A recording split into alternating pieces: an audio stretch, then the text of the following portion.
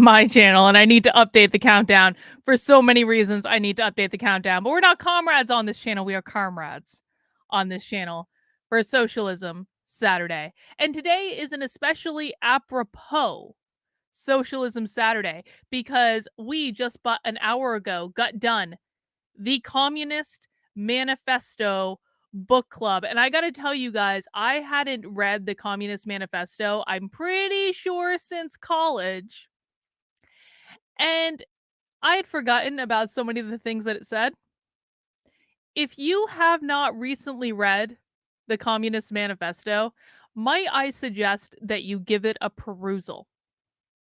Because so many of the things that showed up in the Communist Manifesto are exactly the same things that we see in these, not only in these socialism videos that we watch, but also on Happy Hour. We see things from the Communist Manifesto showing up in classroom curriculum during the school investigation streams. And I'm not talking about just a subtle allusion. I'm saying the 1619 project comes from here. There's no doubt in my mind about it. Because guess what? There are entire paragraphs in the Communist Manifesto where if you just replace the word capital with whiteness, you get the 1619 project, and that's not an exaggeration. So, might I recommend that everyone, you don't have to pay for it or anything. It's free on the internet. You can find it for free. But please, please, please read the Communist Manifesto. Please. It will give you so much more insight into what's going on. And let me just read to you a portion. And this is from chapter 2, Proletarians and Communists. This is directly from the Communist Manifesto. Abolition of the family. Even the most radical flare-up at this infamous proposal of the communists. On what foundation is the present family, the bourgeois family, based? On capital, on private gain. It is completely developed. In its completely developed form. This family exists only among the bourgeoisie. But this state of things finds its complement in the practical absence of the family among the proletarian and in public prostitution.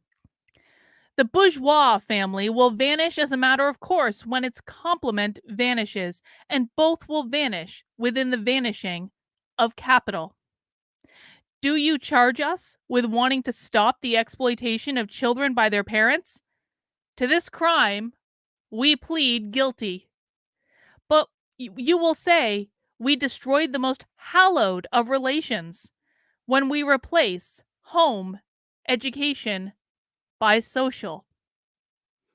In the Communist Manifesto, they call for abolition of the family. And that's why tonight we are returning to one of my favorite topics for Socialism Saturday. Some might say this is the topic that got me started on Socialism Saturday, and we are watching from our favorite new YouTube channel, Red May. This is different than the ones we've watched before. We are watching a session about abolishing the family, and a couple of people that we have seen before will show up in this session. Of course, we know Sophie Lewis. Sophie here has written not one but 2 books about abolishing the family, and Sophie's position is that all children in society should be born via surrogacy, so we can finally rid ourselves of the ties of the biological family. Now, in what other forms of dystopian fiction have we heard of all children being born via surrogacy? Well, that was in 1984. They called it ArtSem. And the whole point of the Junior Anti-Sex League in 1984 was to get rid of the orgasm. And so women won't want to have sex. And so there would be no more procreation because women will refuse to have sex, and all children would be born via artificial insemination. They called it ArtSem. Yes, Logan's Run has all people born via surrogacy, which is a great movie, by the way. And we should watch that movie for movie night. We're going to talk about movie night in a second. Brave New World, all children born via surrogacy. Everyone belongs to everyone else, but there are no families. But everyone belongs to everyone else. Basically, every dystopian book ever has the abolition of the biological family. So this is what I decided that we were going to watch today in relation to our little discussion that we just had in my community about the Communist Manifesto, because this is genuinely one of the most wacky topics I have ever heard people talk about. And so I thought that you guys might enjoy it. That's what we got up on Socialism Saturday. Socialism Saturday is a time when we watch real socialists, real communists. We're not talking about CNN socialism here, guys. We're not talking about the things that the conservatives would about and saying, "Oh, you're a socialist." No, no, no. What the conservatives think is socialism. I mean, I'm not saying it's not socialism or anything. It usually is a form of it, but it's not the worst form of it. On Socialism Saturday, we watch the furthest of the far left in their full form. Because the other thing about the Communist Manifesto is that it flat out tells people, you should not be quiet about your ideas. You need to tell people overtly what you want to do. And that's why these people act with such hubris. Because it's literally in their guiding documents. I cannot believe I didn't read this earlier again. I mean, I read it in college, but I hadn't read it since then. And you have a completely different perception of it before you have a job and are in the real world than after you have a job and are in the real world. I'll tell you what, please read this, guys. Don't assume you know what it says. It is very short. It takes maybe a couple hours to read. It's much more readable than you might think it is. Like, please read this. You need to understand where their ideas come from, because then you're going to be able to explain it to people. That's why we watch Socialism Saturday, to really understand what their ideas are. And that way, once we understand what their ideas are, we can really pick apart how it's showing up when it gets into the mainstream. And every single Socialism Saturday, we see how their ideas are showing up in the mainstream, because whether we like it or not, these people are winning. These people are winning. These people own every major institution in the country. They have control of every major institution, including the schools that are educating your children. So no matter how wacky you think these people are, no matter how much you might want to dismiss them, no matter how much you might want to say, Carlin, I just can't watch this stuff. I just can't. It's just too hard. If you abdicate your responsibility in understanding what these people think and what they believe, and the fact that they are currently winning, and not by a little bit, they're kicking all of our asses, then you deserve to lose. I'm sorry. I'm not going to coddle people anymore. Like, I'm sitting here watching this stuff, learning this stuff. I don't necessarily like doing this. Guess what? I'm like a week and a half behind on my mystery knit-along shawl. There are things I'd rather be doing, guys. But we watch this stuff because we need to watch this stuff. We watch this stuff because it's a little bit more bearable as a group activity. That's what Socialism Saturday is all about. And yes, Spot, to your question earlier, I am drinking. I'm drinking a strawberry sour ale because I thought it would be redder than this. I wanted a good red beer for today. But it is a strawberry sour ale called Little Bunny Foo Foo. And we'll see how it is. I haven't even taken a sip of it yet. But guys, just a couple quick announcements before we get started with Socialism Saturday. Now, we are doing movie night tomorrow in my locals community, and by a vote, and actually you can do it if you're on Patreon as well, in my community. I need to start saying my community instead of just my locals. We are doing movie night tomorrow at 8 p.m. We are watching The Thing. I have never seen it before. This was based on a vote of my community. They were given 3 movies to choose from, and they chose this one. So tomorrow, 8 p.m. in the supporter Discord. Make sure you're there. Come and join us for, a nice little horror movie spectacular. I am assured that it is really, really gruesome.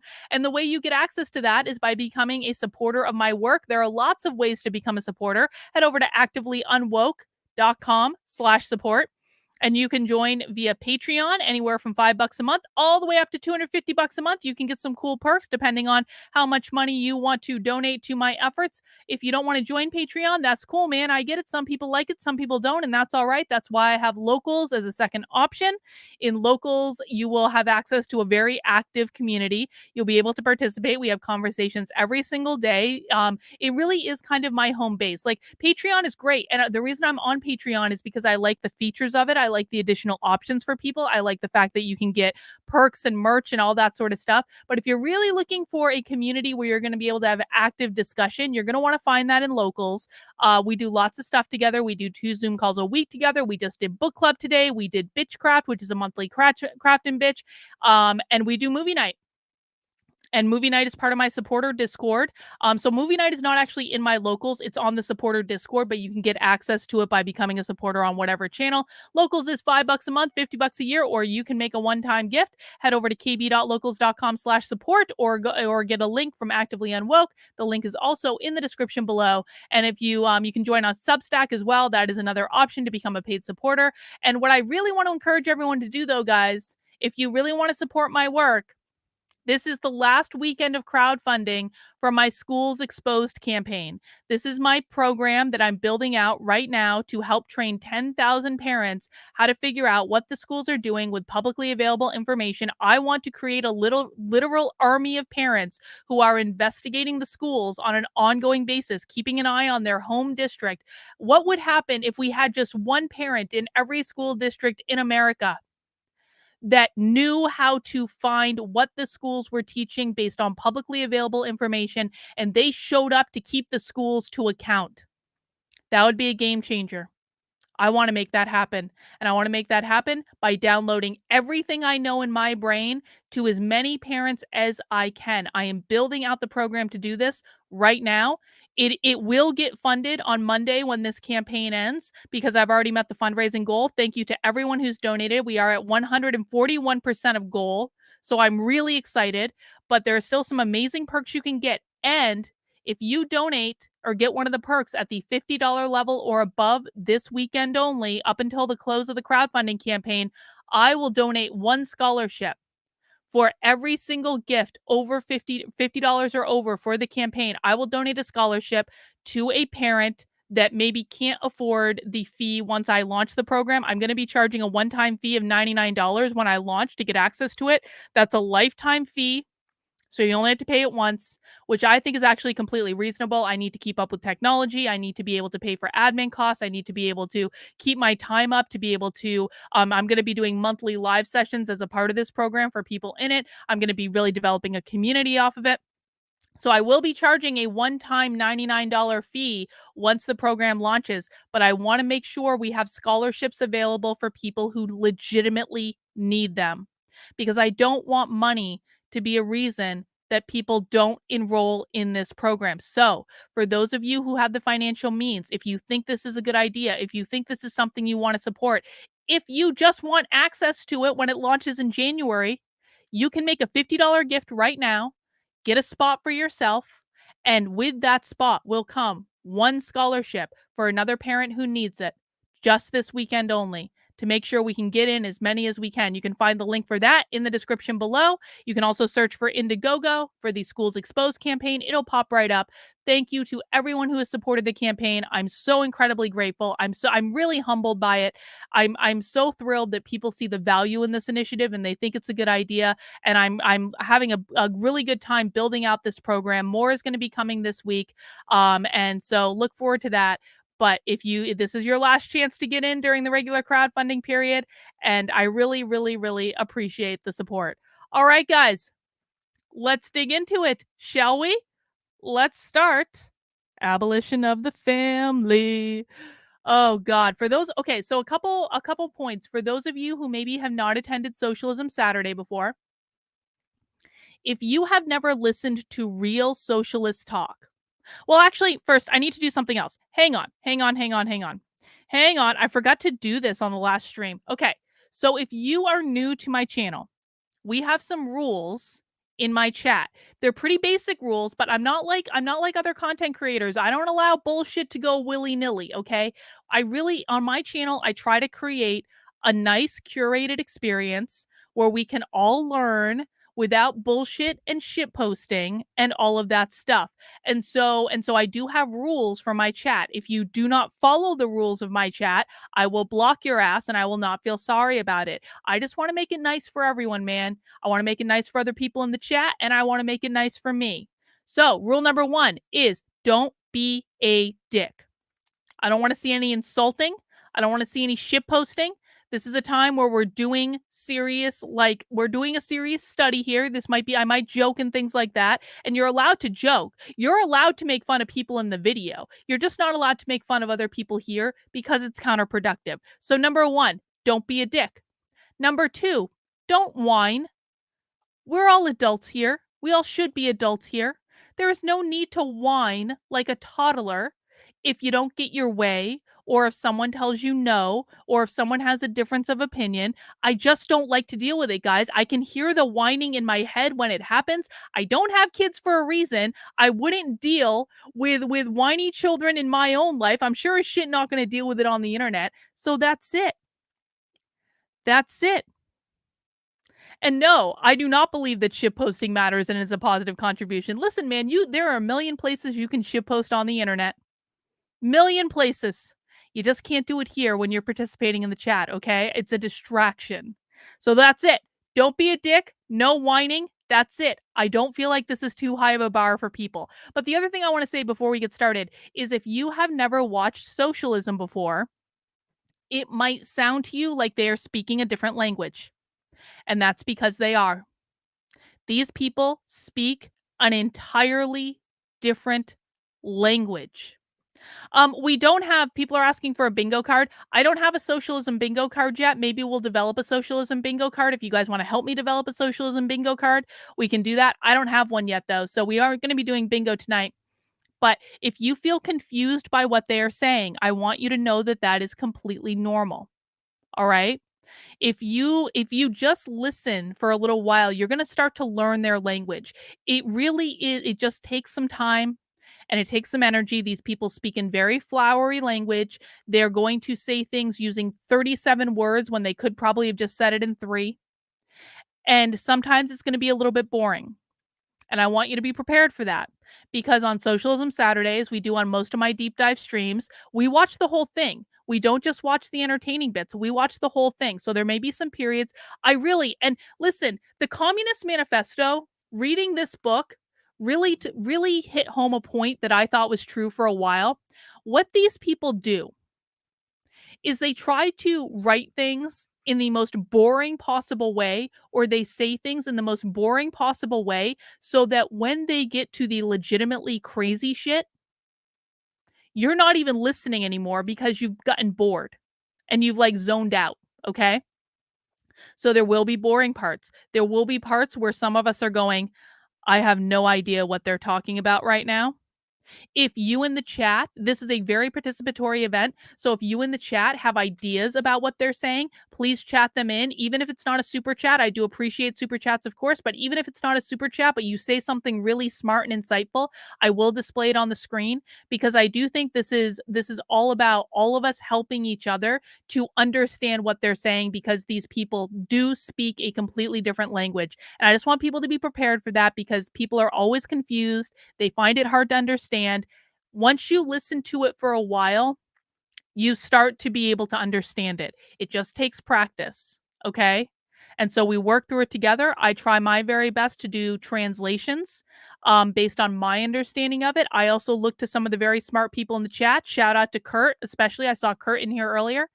Other people will do translations as well. But if we don't listen to them, we're never going to learn what they're actually talking about. So that's why this is important. All right, guys, mount that like button if you're ready for Socialism Saturday. 2 hours.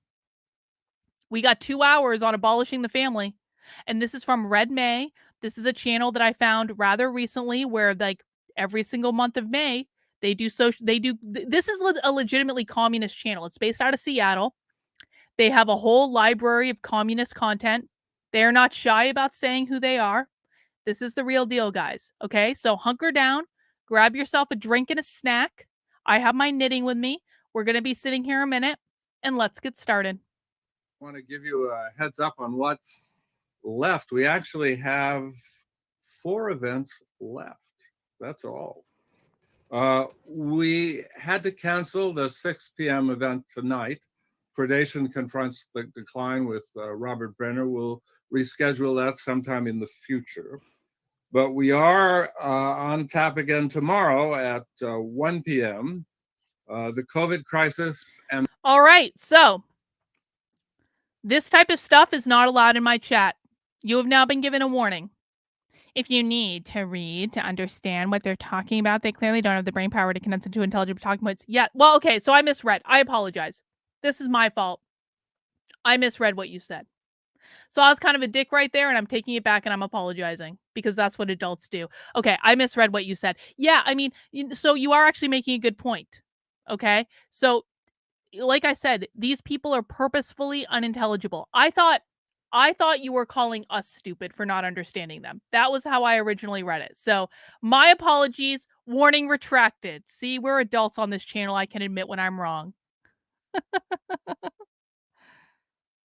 In the carceral state, with Dan Berger, Elise Thorburn, Brett Story, J.M. Wong, Megan Ibarra, and Nikita Oliver.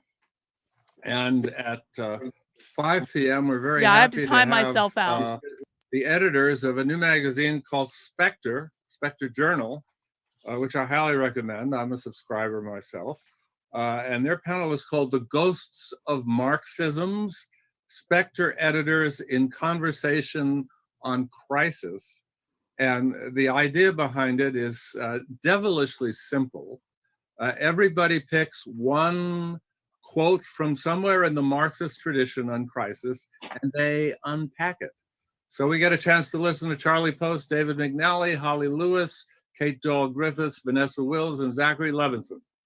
So that will be tomorrow at 5 p.m. And then on Sunday at 12 p.m., we have Borders and Contagion.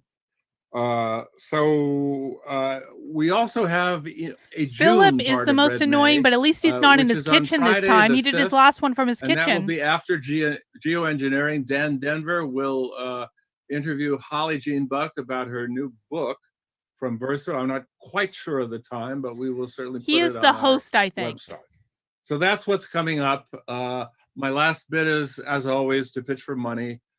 We need it. We needed to keep going. We needed to do next. Okay, so we always joke about the fact that the communists are always asking for money as though they've suddenly discovered that capitalism is a real thing. But what I learned in reading the Communist Manifesto is that they don't believe that's real capitalism. There is literally language in the Communist Manifesto where they excuse the people like him who are like they're acting like they're capitalists because they're like they're not real bourgeois. They don't really own property. It's not really capital. There are whole sections of this fucking manifesto excusing this bullshit when they do it because it's not apparently real capitalism when they do it.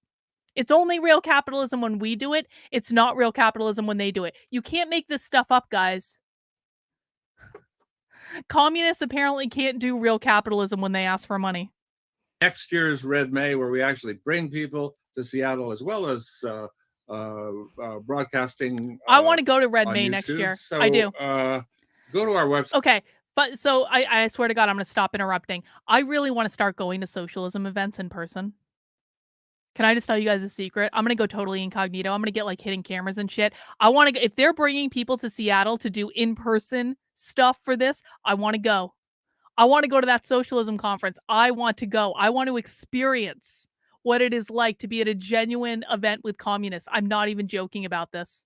If anyone wants to help me do it and can help me figure out how to do hidden cameras or wants to fund these trips, I'll put on a disguise. I'll go under a fake name. Can someone help me get like a fake ID to help go to these? I don't even know if they ask for ID. I mean, I'm sure that wouldn't be very like socialist or whatever. But like, I really do want to go. I'm not even joking. I really do. At www.redmayseattle.org and give what you can, or go to YouTube or Red May TV on YouTube. There's a link at the description. And also sign up and subscribe to our YouTube group, because we've got 900 subscribers. When we get 1,000, we get real-time CC captions, so we can broadcast for the differentially abled. But enough of this. Let's move into the family, and it's abolishing right now. I want to introduce today's narrator, unemployment recipient, and independent scholar, Will McKeithen. Will, take Oh it my away. God, he basically just said he doesn't have a job. Hey, I love it. everyone. Yeah, thank you so much to all the organizers, to Philip, to Sean, to Mahim, to everyone else who's been putting this together, and to all of the speakers. And I think I'll echo a couple of the organizers who have said, like, this is something that I've been looking forward to for months. So I'm very excited. So I'm just going to kick it off and turn it over to the speakers. We're going to have Kathy Weeks, and then Michelle O'Brien, and then Sarah Jaffe, and then Sophie Lewis. And then we'll have some time for questions amongst the panelists, and then time for Q&A from y'all on Facebook or YouTube. Oh, captions. Sorry, Kazmar. Kazmar. I'll just turn it I'll turn on over to captions. Kathy Weeks. Thanks so much. There you go. Thanks. Okay, so I'm going to try to just do this for 10 minutes or so and keep my time for myself.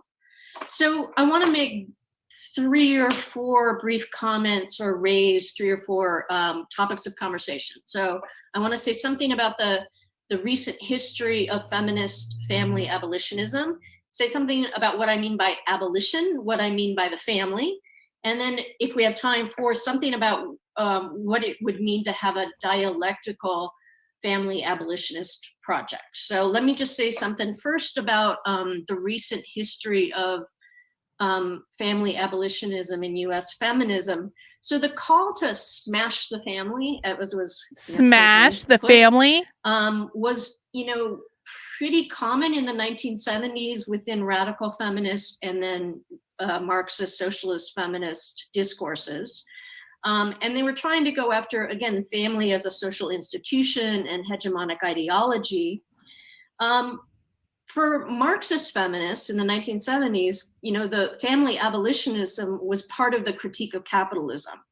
It was seen as a necessary part of that larger critique of capitalism. So 1970s Marxist feminists insisted that Marxists needed a more expansive understanding of what a capitalist economy was, that didn't just focus on the so-called productive economy of wage labor, but also examined how labor power was reproduced on a daily and generational basis.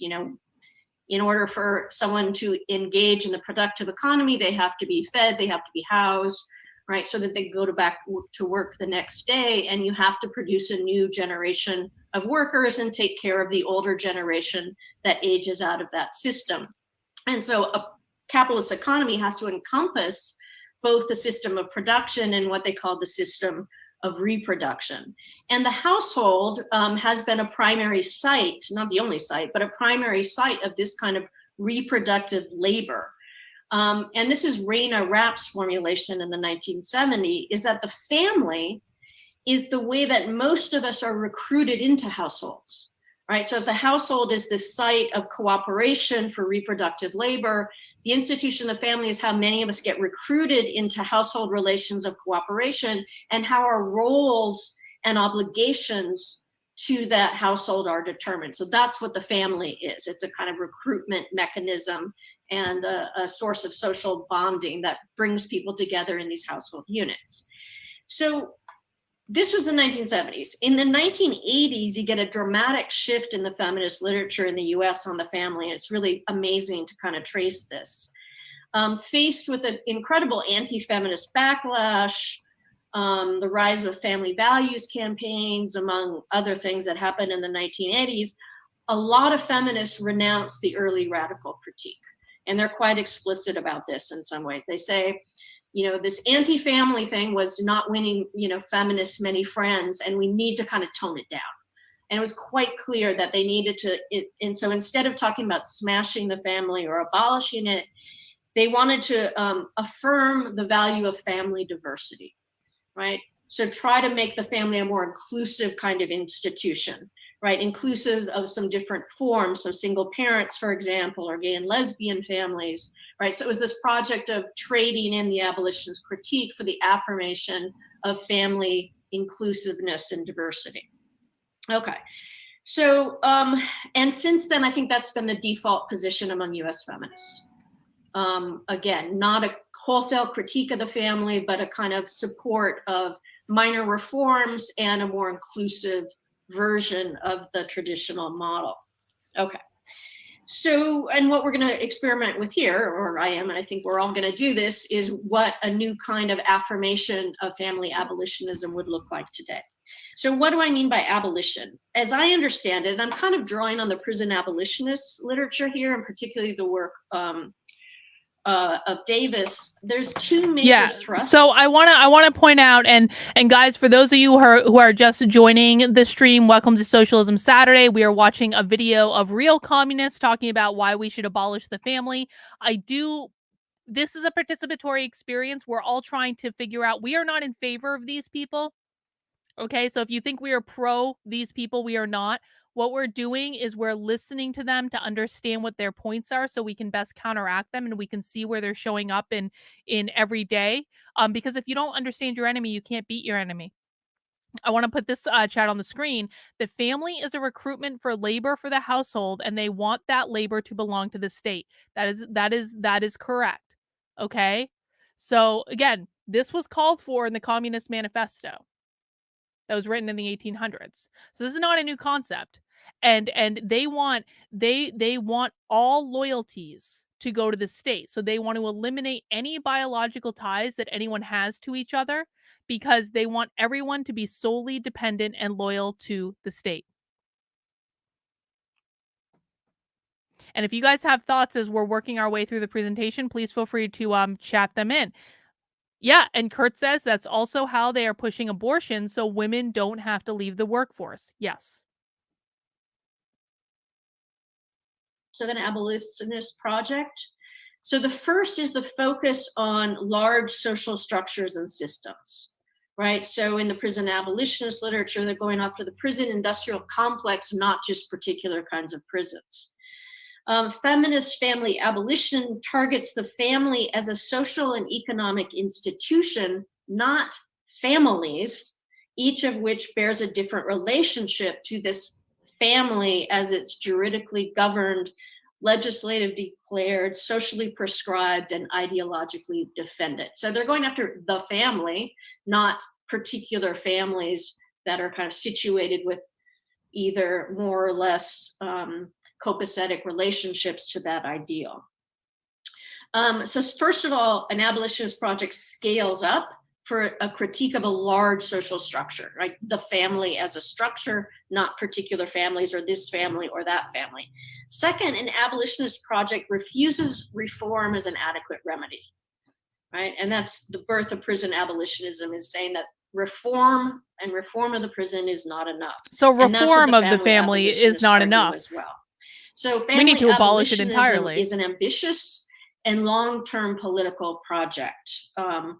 It doesn't settle for better families or just with more equal rights within families, but kind of levels a much more thoroughgoing critique of the institution and the imagination of wholesale alternatives.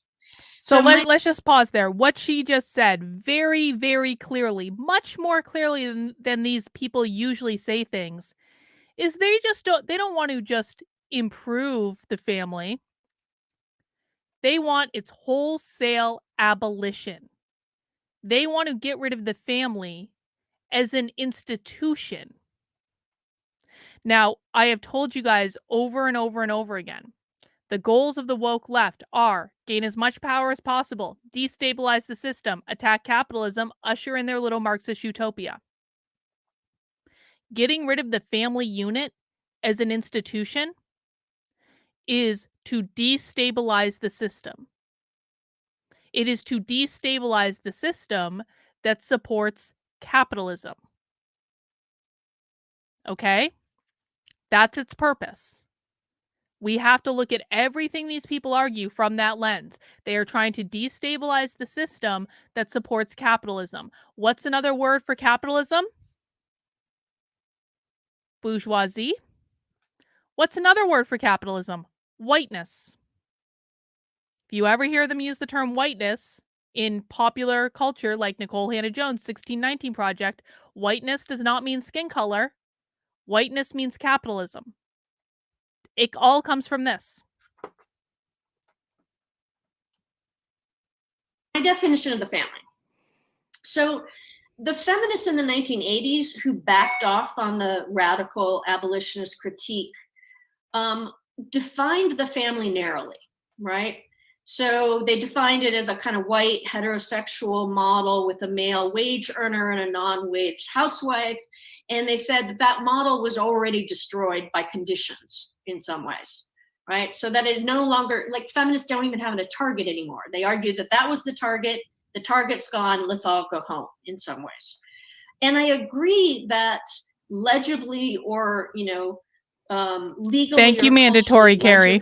Family patterns have changed, but I think the essential components of the family I appreciate paradigm continue. And I think there are three of them, or I imagine three of them. First of all, is a privatized system of household-based social reproduction, right? So that's the first step. Hang on. We're gonna go. I'm gonna listen to that again. I just want to put Sin's chat on the screen. That's why they have started getting rid of parental rights in schools.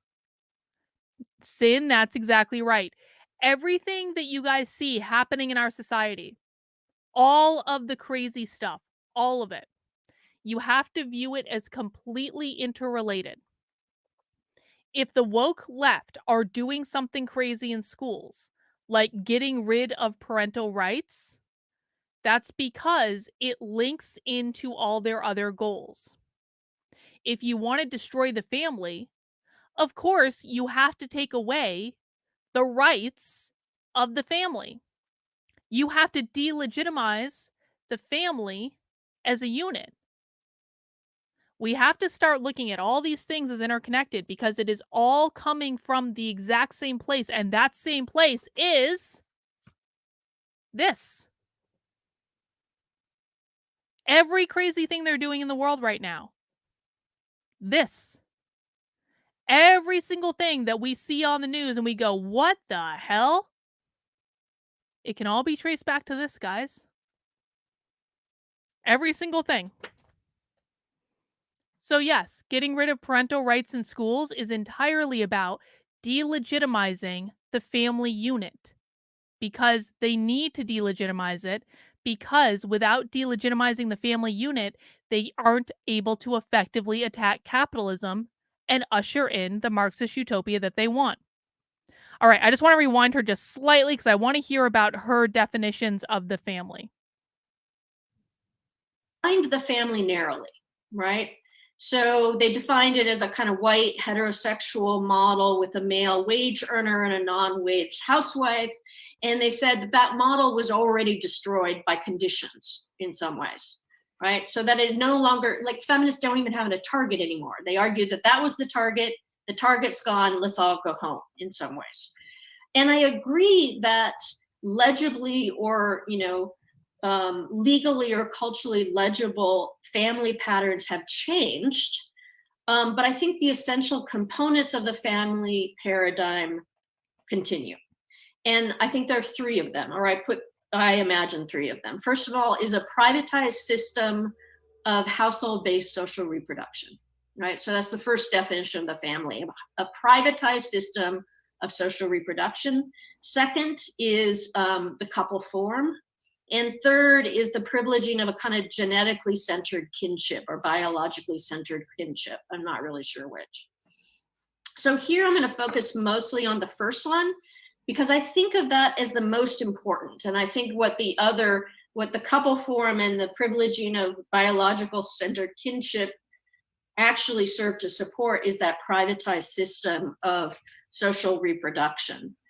And in terms of I won't say much about the couple form or biologically centered kinship, but I mean, one of the things that they both do is to narrow our field of social relationships in a dramatic way. And that's why in a very famous book from the early 80s, Barrett and McIntosh named this the antisocial family, right? So the family is this. So what she just said is that if we put credence into a form of biological kinship, which means you have a special relationship with the people that you happen to be biologically related to, she's saying that that makes us antisocial creatures. So because we deem the family relationship based on biology to be kind of like a special kind of relationship, that makes us less inclined to go out and meet and have relationships with other people, which is provably false. People make friends that aren't in their families all the time. That is provably false. But that's the argument that she's making. And they're really talking about the nuclear family, regardless of who's involved, this small, fragile institution that, not surprisingly, erupts into violence as a result, where we're supposed to, have all of our needs for physical, social, and emotional sustenance met. And they argue that it, quote, sucks the juice out of everything around it, leaving other institutions stunted and distorted. And so, that's part of the critique of the couple form and that genetically centered kinship. It sort of, it makes other kinds of relationships less robust and seem to be less. But the key to the institution, as I see it, is the way it functions as a privatized system of social reproduction. So the family codes the reproductive labor that happens there, the care of ourselves, of an older generation and a younger generation, the care of the community, all of the kind of practices of care that are crucial to reproducing ourselves. The family codes it as its own responsibility, for which it should not expect much in the way of economic support, social services, or time off waged work in order to complete. The privatization of care is what the family, I think, delivers. And I think it's of enormous benefit to capital, because this caring labor is provided mostly free of charge, disproportionately by women in the moments left outside of income generating work. This is enormously beneficial for, I think, a capitalist system of production and reproduction. She's saying that the family unit, the biological family unit, takes advantage of mothers who are doing the labor of tending to the family without getting paid. It's not enough that you can just decide not to have kids in the first place if you don't want to take care of them. But she's making the argument that capitalism is evil because in the family unit, the caretakers have to work for free in order to produce the labor, the children, that will be exploited via the capitalist system. I think I've got that right. If you don't think I've got it right, please let me know in the chat. Yes, Zacco, thank you. You're so great at this. The children are slaves to parental ideologies, assets of the household. They want the state's ideologies imbrued in the poorest demographic, children who will have jobs. So as a result, the mere affirmation of family diversity is not enough. Right. So the problem is not just that this family is historically a white family, a bourgeois family, a heteropatriarchal family, a settler family. Right. The problem is also that it's a. Remember when I told you that whiteness means capitalism? What did she just say? It's a white family, a bourgeois family. To her, white and bourgeois mean the same thing. Bourgeois is the capitalist class. Okay? Bourgeois, capital, whiteness. They use these three words interchangeably. Really listen for this as we're listening to socialists. They use all three of those words interchangeably. privatized site of social reproduction, and that's why it's No. so Oh, hang on, hard hang on, to hang on. dislodge. And that Hang on, hang on. No. No. She's not white. This is the problem, guys. This is how they've played with language. Whiteness does not mean the color of your skin. She is not considered to be white in the land of communists because she is not a member of the bourgeoisie. Okay? She's a member of the proletariat,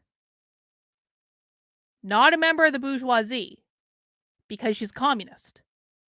So no, she is not considered to be white in how they actually use the language of whiteness. I know this is confusing because a lot of people have screwed this up and have misexplained it. And I used to be guilty of this. I used to be guilty of this too, and now I've developed a much more nuanced understanding of what this actually is. So I'm as guilty of this as anyone. But no, in her land, she is not considered white. She is a member of the proletariat. Exactly. Yes, this is exactly correct. Oh, I got it. Now I see how Larry Elder is the black face of white supremacy. That is exactly right. Well done. Yes, I understand that this is a mental hurdle to get over. But every single time you hear the word white or whiteness coming out of the mouths of these people, you need to think capitalism, and you need to think bourgeois versus proletariat, because that's what it is. When they say whiteness, they mean capitalism, they mean private property, they mean landlords, they mean entrepreneurs, they mean everyone who is earning money in a capitalist system. That is who they consider to be the enemy. That is who they consider to be the great destroyers of society. That is who they want their revolution against. Yeah, dude, you got a gold star. Well done. Well done. that's the site of its functionality and why it keeps sort of perpetuating itself. So where am I? Let me just say one more point then. So a dialectical approach to the family and family abolitionism has to recognize the contradictions at the heart of the family in the US today, right? Because everything that I've said about the family doesn't mean that it's not a site of solidarity and it's not the source of pleasures and desires. It is those things too. And that's what I meant about this dialectical view. It's both and in many ways, right? It is at once a welcome sanctuary for many people and a trap. And that's what I think we have to hold together in some ways. More specifically, I think the institution of the nuclear family originated as a white settler bourgeois heterosexual and patriarchal institution. And it was then imposed by the state, society, and capital on the formerly enslaved indigenous peoples, waves of immigrants, right? But it has also served those groups as a kind of fence against the state and society and capital, you know, a fence against a racist state and a racist society and racist capital in some ways, a space of refuge. So it was both imposed upon as a means of discipline, right, and a way to kind of normalize and to be able to judge negatively the hybrid family forms that result. It's a mechanism of discipline and homogenization and to privatize the labor that happens there. But it's also, for many people, a welcome refuge, right, from other kinds of, you know, equally abominable sort of forces on the outside. And that's what I meant about the dialectical view. I think we have to hold both aspects of the current family together when we pursue this this abolitionist critique. So that's okay. So I just want to do a quick pause because, again, some more people have joined since I did this disclaimer. Colleen says I can barely understand her. Colleen, that is completely normal. When you first start listening to socialists, it is very difficult to understand them because they speak a completely different language. I want to encourage everyone who's having a hard time understanding them to stick around, give it a try. It gets easier, and it's really, really important that we understand what they're saying. It's really important, guys, because their language and their ideas is showing up in more places than you can even imagine. Kurt says the constantly shifting language is also how the discussion is controlled. If you don't know what they mean, you are obviously outside the inner circle. Orwell was a prophet. That's exactly right. You do start to understand these people after a while. And so you have to just grit, you have to be, this is like learning a different language, okay? This is like an intensive language immersion course, what we're doing right now. This is like if I picked you up and put you in France and you didn't speak a word of French, you're going to start understanding it after a while, but it's going to be a little awkward at first. So just like chill, relax, grab a drink. We're going to be here for a minute, but you will start to understand them after a while. Thank you so much, Kathy. So now I'm going to turn it over to Michelle O'Brien. Thank you, Will, and thank you, Kathy. I appreciate everyone who organized this panel and my fellow panelists whose work I really admire and appreciate. So we're asked to keep this short, so I'm going to start off and briefly summarize 2 recent articles I published on family abolition. I summarized them at greater length in previous panels in Redmay, but I'm going to try to keep this very succinct, and then sketch the kind of implicit definition of family that I'm using in that work, and how this framework that I'm using, I think, helps move past some of the impasses in some of the debates on family abolition, particularly by its critics. And then if I have time, I'll talk at the end a little bit about why I think this framework is increasingly resonant with queers and feminists. So I published 2 articles in the last year. They both are online. The long one is in Endnotes, a communist journal, and it's a history of the demand to abolish the family, surveying its multiple meanings. Yes, we have. Since we have, Emily. Communist Well done. Manifesto, looking at Marx and Engels seeking to abolish the family as an attack on bourgeois society. Kollontai looking to collectivize just what we read. labor and produce gender equality. And then the attacks on the family in the 1960s and 70s by Black women, gay liberationists, radical feminists, some of what Kathy was referring to. And I offer a periodization of really seeing these multiple and very contradictory meanings of a critique of the family as embedded in the transformation of the working class family with communist development, and particularly the rise in the 1890s and fall in the 1960s and 70s of the viability of a male breadwinner family form for the upper tiers of the working class, and how that provides some leverage for making sense of these different meanings of the family. And then if the endnotes piece is about the history of the term to abolish the family, the piece in Pinko, a gay communist journal I help edit, is about a potential future of its meaning. And there I argue that protest kitchens are one of many prefigurative institutions or practices that emerge in direct insurrections against the state, that collectivize reproductive labor, begin to break apart and reform different kinds of kinship bonds between people, and that they embody the potential of an unfolding communizing revolutionary process. Okay, that was a lot of word salad, but there was a lot in that word salad, and I want to go back and rewind just a couple, like maybe up 15 seconds. And I want to start with when this person, and I don't know what their pronouns are because I just don't know, so I'm going to be generic about it.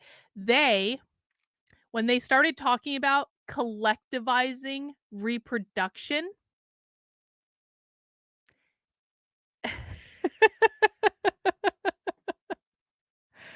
this person, by the way, we have seen this person before in other streams we've watched on family abolition. Yes, kinship bonds. When they say kinship, they mean the biological relationship of the family. So let's just rewind a little bit. I want to listen to this talking about collectivizing reproduction, which means that everyone is going to have kids for everyone else. This is Brave New World type shit right here, guys. When they say collectivizing reproduction, everyone has kids for everyone else. Everyone belongs to everyone else. And there I argue that protest kitchens are a one of many prefigurative institutions or practices that emerge in direct insurrections against the state, that collectivize reproductive labor, begin to break apart and reform different kinds of kinship bonds between people, and that they embody the potential of an unfolding communizing revolutionary process that could replace the family with large-scale communes of a couple hundred people. So a block, a large apartment building, a cluster in a neighborhood. They are literally talking about replacing the family unit with the Chaz. Who remembers Chaz? Who remembers the area that they took over in Seattle? And by the way, this series of lectures is out of Seattle. This series of lectures, this lecture in particular, happened right before the Chaz was created. Think about that. This lecture happened, what, 2-3 months? Maybe not even 2 months before Chaz sprung up out of nowhere? We in real time heard them talking about creating their little commune as a way to abolish the family. And then within months of this lecture being given in Seattle, the Chaz, boop, was created. What was the Chaz? It was their little Marxist utopia where several people were shot and killed because they kicked all the police out and all that stuff. But, you know, we don't want to talk about the people who died in the Chaz. We just want to ignore that, sweep it under the rug. But how crazy is that? As the economic unit of consumption and day-to-day and generational reproduction. And then within that, people forming chosen families of whatever sort they'd like, but not as economic units. And I reference the work of Charles Fourier, a utopian socialist who envisions communes a little bit along these lines. Ultimately, in that essay, I consider family abolition as a means of collectivizing care or communizing care. So in both pieces, family abolition is a means of collectivizing or communizing care. They want the children who they ultimately all want to be born via surrogacy. They don't want biological children like born into the family unit. They want all children to be born via surrogacy. And they want to collectivize the care or communize the care of those children so that the community raises the children. The children do not have a mom and a dad or whatever parents you want. The community raises the children. What story does that sound like that we may have heard in popular culture? Does that sound a little bit like Brave New World to anyone else? Everyone belongs to everyone else? And all the women are on birth control and they're not allowed to have children of their own? Having biological children of their own is deeply frowned upon? Yes, also The Giver. Also The Giver. Yes. Yes, Gremlin. Very good. Also The Giver. This happens in The Giver as well. The Giver, another great movie and book, by the way. We should read The Giver. It's a kid's book, super easy to read, but everyone should read that book. It's a great book. Kurt says socialism denies individual responsibility at the same time it denies individual liberty. Without responsibility, people destroy rather than build. Exactly, Kurt. I agree with you there. I'm really working with family primarily not as an ideological unit and not just as a normative institution and not just as a collection of legal practices, but actually the bundle of all the different sorts of personal relationships that mediate access to the wage for those unable to work for a period of time. So for children, elderly, many disabled people, many people who are out of work, people rely on their families in order to survive. And they might rely on some state benefits or some other institutions, but those are ultimately much smaller and impersonal and in a certain sense. And then instead, people rely on direct personal relationships, often in the couple form, often parents, often children, but that can take a variety of different forms. And let's see here. So, and the family is an obstacle to human freedom, in part because it inherently bundles both necessary forms of care and an isolated propensity or capacity for violence and domination. Some of the forms of care that the family bundles together, that can be the daily laboring of personal or generational reproduction, a sharing of material resources, or an effective expression of genuine love and care. And it can be all of these things bundled together as a mediation for the wage. So this formulation is helpful for sort of trying to make sense or trying to face some of the critiques of family abolition. One is that it sees family abolition as the necessary restructuring of care to be more broadly available to people. So state services and commodity exchange are the two other ways that people manage to reproduce themselves outside of the family. And so the communist intervention, the call to abolish the family in a way that it has not always been historically, necessarily requires confronting not only the family, but also the market institutions of wage labor and commodity exchange and the state institutions, the racial state. So framing these things in these terms helps resolve some conceptual impasses. One is talking about state violence. So particularly for communities of color, the many state practices and capital practices have an intense destructive impact on people's capacity to form effective caring bonds. And these include mass incarceration, borders and deportation, the family separation at the border, excessive use of child removal by child protective services. And these are, in this formulation, not at all forms of family abolition, that they are not generalizing of necessary forms of care and untangling them from their oppressive or dominating possibilities, but instead they're just directly undermining people's capacity to care for each other. Oh, did you hear that? Yeah, and as well, did you hear that? They just said, I almost said he, they just said that capitalism and the family unit undermine people's ability to care for each other. That's a theory, I suppose. The increasing availability of commodity exchange, of commodity services to replace the family in our day-to-day lives is allowing people slightly more freedom in the choices they have about who they live with, but simultaneously at the cost of increasing domination on the impersonal dynamics of the market or an employer. This framing also helps think through or think about chosen family or non-traditional family or family inclusion, as Kathy referenced. So chosen family includes queer support networks, the many forms of kinship and support in working class African American communities, many different extended immigrant support networks.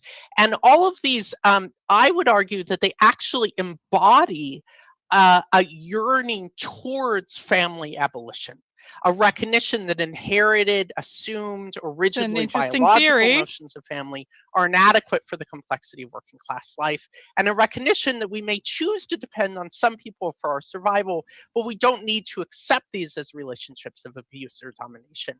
And they have an insight in the form of chosen family that could have a revolutionary counterpart, that a free society would maximize people's ability to form chosen kin relations. And when they say free society, what do they mean? This is a pop quiz for the chat. When they say free society, what do they mean? Because I would argue that their definition of free society is probably very, very different than the definition that some of you in the chat might have. I could be wrong about that, but I'm going to argue that that's probably the case. When they say free society, exactly, they mean free from capitalism. Free from capitalism. Communist. Communist. Capitalism. Free from capitalism. Collective society. Exactly. Well done. and find creative and diverse ways of organizing childcare, elder care, sex, or companionship. However, as I envision it, a communist process of family abolition ultimately would need to not only transform and break through a sort of conventional, normative, heteronormative family, white family system, but also transform the organization and distribution of resources and labor that require a chosen family as an economic unit. So organizing general production relations based on kin, even chosen kin, would ultimately be a disastrous cultish ethno-nationalism and really not in any way a form of freedom. So Holy chosen family are shit. currently a movement towards the What the fuck? Did you just hear what I just heard? I know I made a mistake in my knitting, and so I'm fixing my knitting right now, and so I might not, be fully looking at what's happening, but I definitely heard that they consider the family unit a form of ethno-nationalism.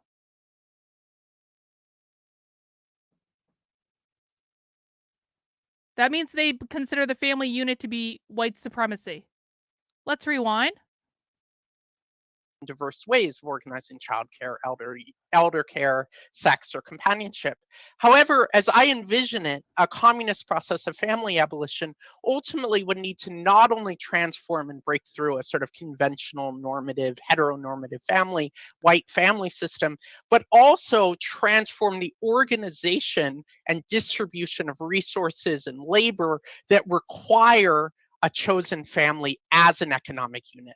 So organizing general production relations based on kin, even chosen kin, would ultimately be a disastrous cultish ethno-nationalism and really not in any way a form of freedom. So Oh my God.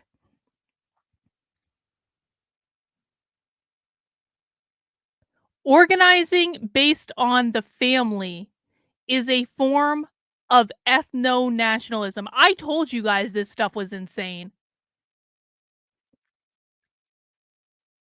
Wow.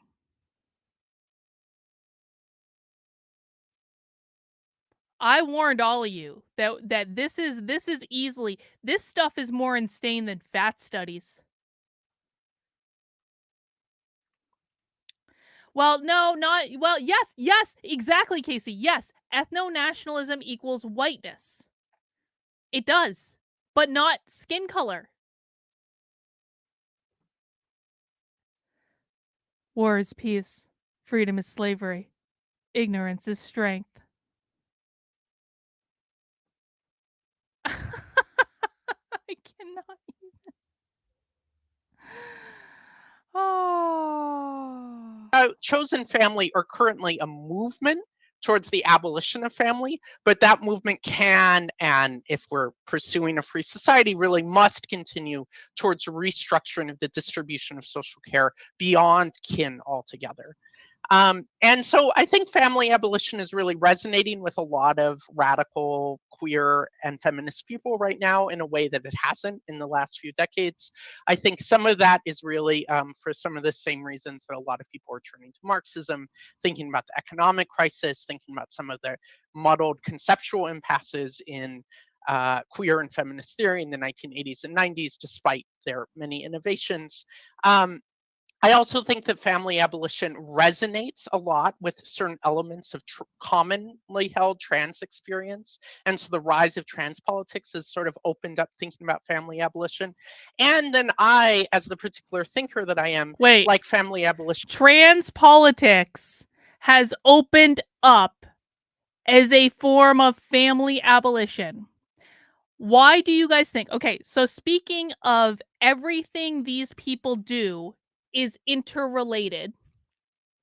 If we believe that every single thing that these people do is connected, and this person, they, have just told us that trans politics are a form of family abolition, then why do you think they're trying to trans all the kids in school?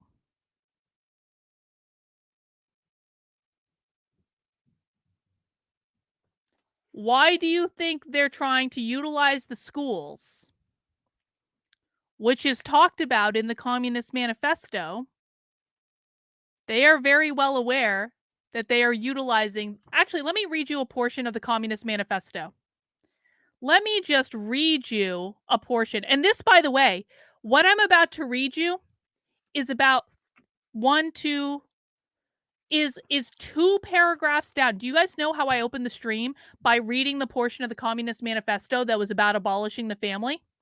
Okay. I'm gonna read just the last portion of the part about abolishing the family, and then I'm gonna read you the very next paragraph. Do you charge us with wanting to stop the exploitation of children by their parents? To this crime we plead guilty. But will you say we destroy the most hallowed of relations when we replace home education by social? That was the end of the section about abolishing the family. I'm going into the very next paragraph on the next page. And your education. Is not that also social and determined by the social conditions under which you educate? By the intervention, direct or indirect, of society, by means of schools, etc. The communists have not invented the intervention of society in education. They do but seek to alter the character of that intervention and to rescue education from the influence of the ruling class. These people in the Communist Manifesto very literally see abolition of the family and them taking over the schools as being interconnected. Otherwise, they wouldn't have written about them together. They made the choice.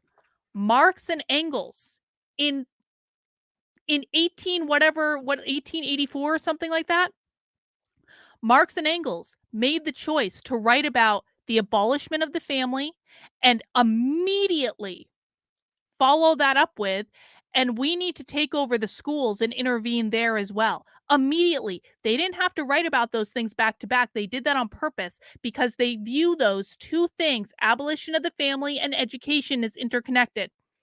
Why do you think the schools are currently trying to trans the kids? Could that, and this person has just told us that trans politics is directly linked to abolition of the family. Do you guys see? Do you see how everything is connected? And it all goes back to this. I understand that you have to listen a little bit more closely. I understand that you need to watch things you don't want to watch. But once you do listen, they tell you what they're doing and they tell you why they're doing it. This was 2 years ago that this presentation was streamed. It is clear as day when you take the time to listen. Because it provides a way of getting some concrete material social analysis on thinking about gender and sexual freedom, which have such profound psychological and cultural dimensions that I think are actually quite challenging to theorize rigorously, despite decades and decades of people trying. And that sort of seeing the family as an evolving social institution that people are struggling against and through and within is a way of really trying to get much more sharp analytical traction than we've had in a little bit. And I am out of time, so thank you. I look forward to discussion. Thank you, Michelle, so much. Thank you. So now I'm going to turn it over to Sarah Jaffe. Hi, me and George Michael here say hi because George Michael is the pop music patron saint of family abolition. So he is behind me. So I feel like I'm kind of the weird one out here. I'm a journalist. Oh, good. You know how I love journalists. Writing a book, which I will return to in a minute, but I wanted to start off by, because you know my deep, like unabiding love of people, journalists. I have not been able to think of much else other than the uprisings in Minneapolis that have now spread to other cities, including Louisville, on top of the 100,000 plus people just in this country who have died of coronavirus, and how to connect all of those things that I'm obsessing about to this thing that I'm supposed to be talking about right now. And the thing that I'm thinking about is the way that collective grief is a way of claiming relationships way beyond the family. It's a statement of kinship. I think about when I was in Ferguson reporting my first book, talking to young people from the movement, and that was the first time that I heard people call each other fam, which can be singular or plural, which I love. And the way that, of course, as Kathy and Michelle have already mentioned, this country's history has both imposed the family on and then devalued and destroyed the Black family. And so thinking about the way we can learn from people in the streets and the way they take care of each other to what a politics of collective care might look like. So I'm going to return to that towards the end, but the book that I'm writing has its first chapter. The book is called Work Won't Love You Back, which is not surprising to anybody on this panel. And the first chapter is about how the family is a workplace. The intrepid journalist. How the family ethic and the work ethic, indeed, I quote Kathy on this in this chapter, were shaped together, and how we're still sort of stuck with this idea when people talk about work-life balance. They're mostly talking about balancing between paid work and more unpaid work at home. So in that chapter, I talk about a lot of history that I'm going to not talk about here. And then I come up to the welfare rights movement, which I also don't have time to talk about in the depth that it deserves here, but I do want to talk about a little bit, because the women of the welfare rights movement, who were, again, Black women who had mostly been locked out of the welfare system up until the late 50s, early 60s, because of ideas about who was an appropriate mother, what kind of family was important enough to be valued by the state.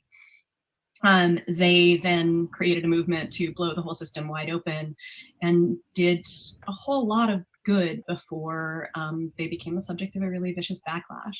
So aid to families with dependent children, the thing that we used to call welfare until Bill Clinton ended welfare as we know it, was a product of the New Deal, had its roots both in this idea that mother's main job was in the home, taking care of children, and also that people should go to work if at all possible. So there's always a tension at the heart of these programs. Means-tested social programs are the US's favorite thing, and they're terrible for this reason, and many others. So welfare recipients were subject in particular to scrutiny about whether they were deserving, and often subject to like midnight raids to see if, they were having sex or something. If there was a man around, of course, he should be supporting the family, and the state should not have to pay for that. And the women of the National Welfare Rights Organization, pronounce it properly, Sarah, and its affiliates really rejected that whole idea that they should be surveilled and their relationships held up to scrutiny. They said that welfare was their right, that they had the right to parent without needing husbands, that they had the right to care for their children and anybody else that they were caring for as they saw fit. My dog wants to be heard in the background. I apologize if everybody can hear him panting. So the women of the National Welfare Rights Organization, in some cases, some reports say things like, marriage and its fixed rules and obligations was a means for domination more than a means for expressing love. Mothers for Adequate Welfare, one of these groups, favored, quote, responsibility toward other persons and freedom to whatever extent that responsibility allows, end quote, instead of a traditional family. Johnny Tillman, who was director of the National NWRO, wrote in an article for Ms. Magazine, welfare is like a super sexist marriage. You trade in a man for the man, but you can't divorce him if he treats you bad. He can divorce you, of course, cut you off anytime he wants. But in that case, he keeps the kids, not you. In ordinary marriage, sex is supposed to be for your husband. On AFDC, you're not supposed to have any sex at all. You give up control of your own body. So they probably would not have said that this was a politics of abolishing the family, but the groundwork that they provided was built on by the Wages for Housework movement and others. And it was an analysis that neither the workplace nor the family was a site of freedom at a time when feminists were sort of demanding the right to go to work as a way to be liberated from the work of the family. They were saying, nah. And they demanded a guaranteed income, and that guaranteed income, not in a way that we would perhaps want, but almost came to being in some fashion under Richard Nixon. So I always like to talk about this because like we forget how quickly things have changed. So as Kathy was saying, they were talking. I'm pretty sure you're about to hear essentially proof that Republicans are progressives driving the speed limit. I could be wrong, but isn't it interesting, and I hadn't thought about this before, how they linked welfare and entitlements into abolition of the family? Isn't that interesting? I had not made that connection in my head before. They refused the idea of the privatized family, and they demanded public economic support for the way they wanted to live with their family of choice, however they wanted that to be. So welfare reform, of course, then comes along, cracks down on those demands, turns the welfare rights activist into the welfare queen, and Bill Clinton destroys the whole damn thing, including pumping some money that used to go into the pockets of low-income women into marriage promotion programs and funds for states that could lower the number of illegitimate, their words, not mine, births, of course, without increasing the abortion rate. So anyway, despite... I just want to say I do love it when fame whore Mike Harlow's 3 fans come in to try to make my chat suffer for their fucking mental health problems. But you guys are easy enough to block. You're easy enough to block. Try as Mike Harlow might. He has not done a goddamn thing to me that I can't just block out of existence, and that destroys him every single day because he tries so very hard, and yet he still just fails over and over and over and over and over again. But have fun trying, guys. I'll just block you and remove your comments, and we will all continue about our business. Bill Clinton's marriage promotion programs. By the 2000s in the US, just 59% of children are born to married mothers, in contrast to the late 50s when 95% were. So the family is, as people have already said here, falling apart due to material conditions. And it is the working class who is bearing the brunt of all of this, right? So one of the things that I am fascinated by is the number of working class women who are now making decisions, like this one woman who told researchers Naomi Kahn and June Carbone, I can support myself, I always had, I can support myself and our kid, I just can't support myself, the kid, and him, being, of course, the father of the kid. So as Michelle was saying, the male breadwinner is falling apart, and these women are not really interested in taking over. So the coronavirus is a whole other set of things that I'm sure we'll get into in questions and answers. But I wanted to take my last couple of minutes to play with something that I've been thinking about and threatening to write about for a little while. For a little while on the internet in the last year or two, the hot topic was heteropessimism. Heteropessimism. And this conversation around is heterosexuality doomed? Indiana Saracen at the New England wrote heteropessimism consists of... What? Is that actually a thing? Has anyone heard of that? I haven't heard of that. Is heterosexuality doomed? This was 2 years ago. Heteropessimism. I'm pretty sure heterosexuality is never going to die. Are these people... What?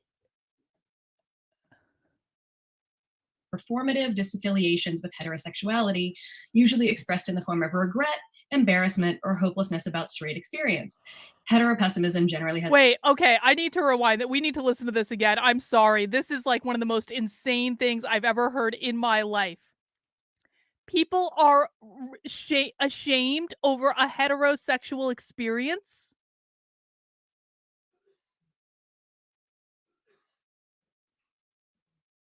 is that like the same as like,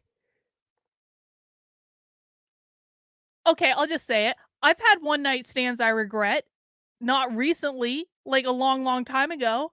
But is that like, but I wasn't ashamed about being heterosexual. It was just an ill-conceived thing in a bar one night where you make decisions that perhaps you regret in the morning.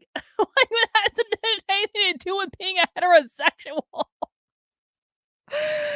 Tom J says she's just making shit up.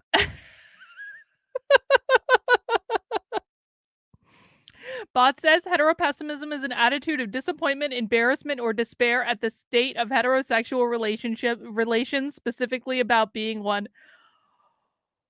Wow. Let's listen again.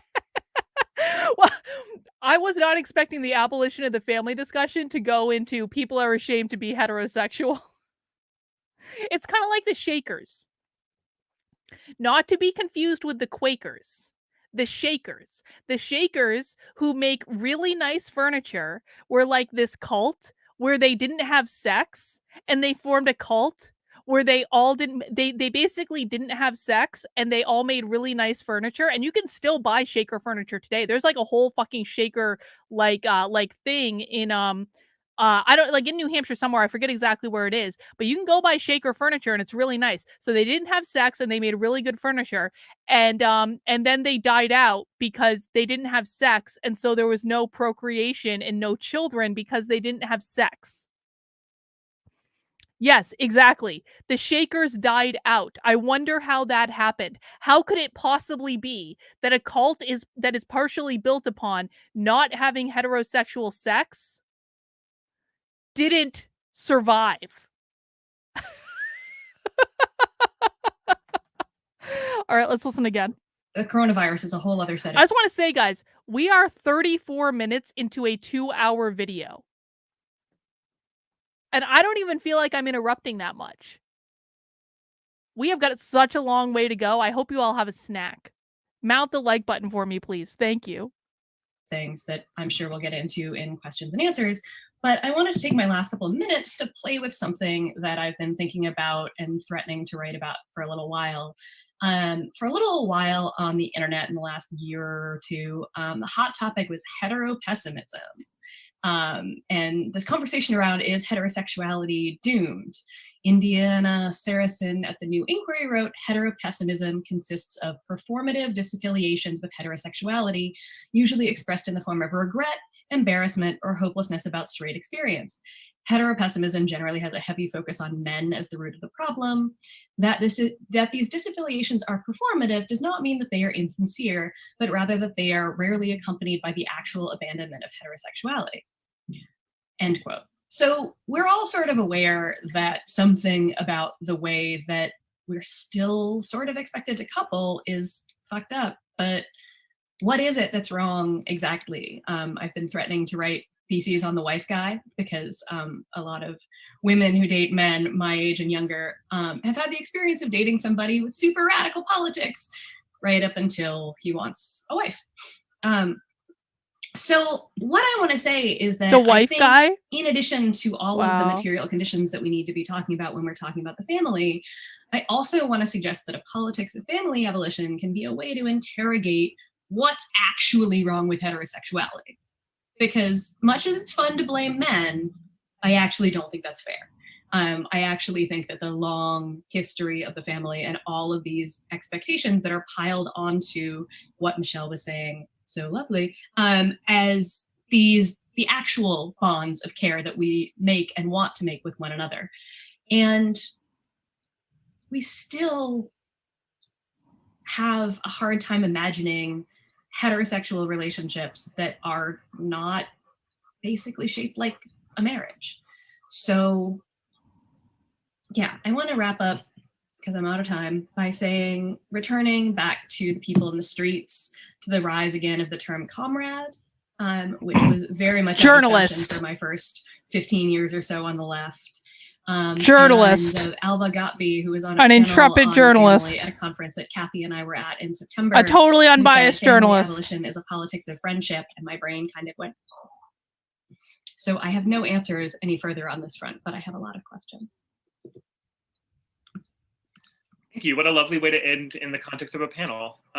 So I am now going to turn it over to Sophie Lewis.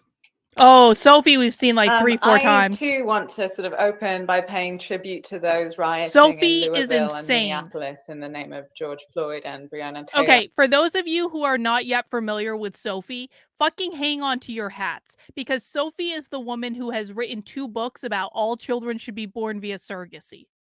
She is insane. She says some of the most insane things that I've ever heard in my life. Yeah, Bot keeps track of Sophie on Twitter. So, by the way, socialists don't block anyone on Twitter. So if you ever want to go and spam their replies just for fun, if you're like, you know, if you're having a down day and you need like a pick-me-up, like go spam Sophie Lewis's replies on Twitter just for fun. Like post all sorts of pictures of the family, of like children running around happy with their parents. Because apparently like Bot does this all the time and apparently they don't block anyone. So, you know. And urging our collective solidarity and material support for the abolitionist and care collectives on the ground, such as Black Visions and North Star, trying to get people free during the pandemic in every sense of the word of free, and by any means necessary. And it's, of course, kind of deeply appropriate to be talking about the abolition of the nuclear private household in the midst of this explosion of comradely Black rage and love. If there were such a thing as real family, in the sense of a dialectic of real families against the family, it's here, to be sure, that we might glimpse it in the neighborhoods destroying what destroys them, that is to say, police precincts and condos. In the did you hear that? If there was such a thing as a real family, it would be these Black communities who are destroying their communities with riots. I'm not sure if that, hang on, dialectic, yeah. Well, they use that word a lot because dialectic just means like it's their word for we're manipulating the language. Is that accent kind of fake? I think it is. I've heard her speak with like 3 different accents at this point. I'm not sure which is the real one, but she definitely has different accents that she puts on depending. Practical tear gas related solidarity flowing in from Hong Kong and Palestine, and in the distribution hubs for looted goods that are enabling people to have and share for once, for free, some objects they desire and want and which make life pleasurable. As has been expressed more or less anonymously in the annals of riots, past and present, the burning down of living situations that are so poisoned by white supremacist violence, they do not support mere renovation or retrofitting, can be seen as family abolitionist, not just in the sense in which they defy what Kathy calls the You hear that, guys? Riots are family abolition. Family ethic and the work ethic, defy family values, moral productivity and property sanctity, but also in the sense that destruction of the infrastructure of destruction constitutes a real form of mass self-care, a risky expression of grief for a beloved stranger, which kind of, again, dialectically is what that word fam can kind of conjure, rather than a member of one's kin group, and a practice of unlearning domination, which for Audre Lorde was another way of saying learning to mother ourselves collectively by refusing motherhood, amongst other things, motherhood as an institution of moral blackmail and individualizing discipline. Motherhood as an institution of moral blackmail. That's how they view the biological family. Make of that what you will. So moreover, you know, it's Black radicals such as Hortense Spillers and Lorde and Christina Sharp and Saidiya Hartman and Alexis Pauline Gumbs and Indigenous thinkers like Kim Tolbert who have, you know, educated the left on this subject, not that we want to listen. For instance, on the liberatory valence of polymaternal mothering against motherhood, or the anti-Black and colonial character of the logic of bionuclear familiality, and the idea that children do not belong to anyone, in the phrase of the Sisterhood of Black Single Mothers. So like binary gender, from which it is inseparable, the ideology of, dyadic parenthood and propertied nuclear kinship was invented in the image of whiteness, specifically to enslaved and colonized forms of life. And the polemical way of saying this is that the phrase the Black family is an oxymoron, and that in America, at least, there are only Black families whose survival against all odds showcases the inconvenient reality that kinship, for what it's worth, is always made, never given. It's wonderful, I just want to say, and not at all given, that Red May should schedule a panel on family abolition. It feels a little bit like we, and I guess by that I mean the queer communists, have a foot in some kind of door. As I see it, over the past few years, a small number of trans liberationist Marxists, mothers, queer utopian thinkers in various different lands and cities have started raising up again this banner of this centuries-old slogan, abolish the family. And then we found one another. And so a small but non-negligible resurgence in family abolitionist desire seems to be in the air. I also want to just note that there have also been efforts at recuperation of this already. I mean, it's difficult to gauge the response that our efforts have had in the culture at large, but liberal pundits from The Guardian to The Washington Post are suddenly publishing superficial criticisms of the nuclear family. And there was an incredibly racist 9,000 word piece. Really? I'm sorry. What? You're telling me that the mainstream media is publishing criticisms of the family because everything that these people do makes its way into culture because they control every major institution in the country? This is why we do Socialism Saturday, this right here. Because whether you like it or not, whether you think these people are crazy or not, and they are winning because their ideas are going from these presentations that they do on the bowels of the internet, and they are making their way into the Washington fucking Post. Let me just rewind that little bit and we can like enjoy that moment again.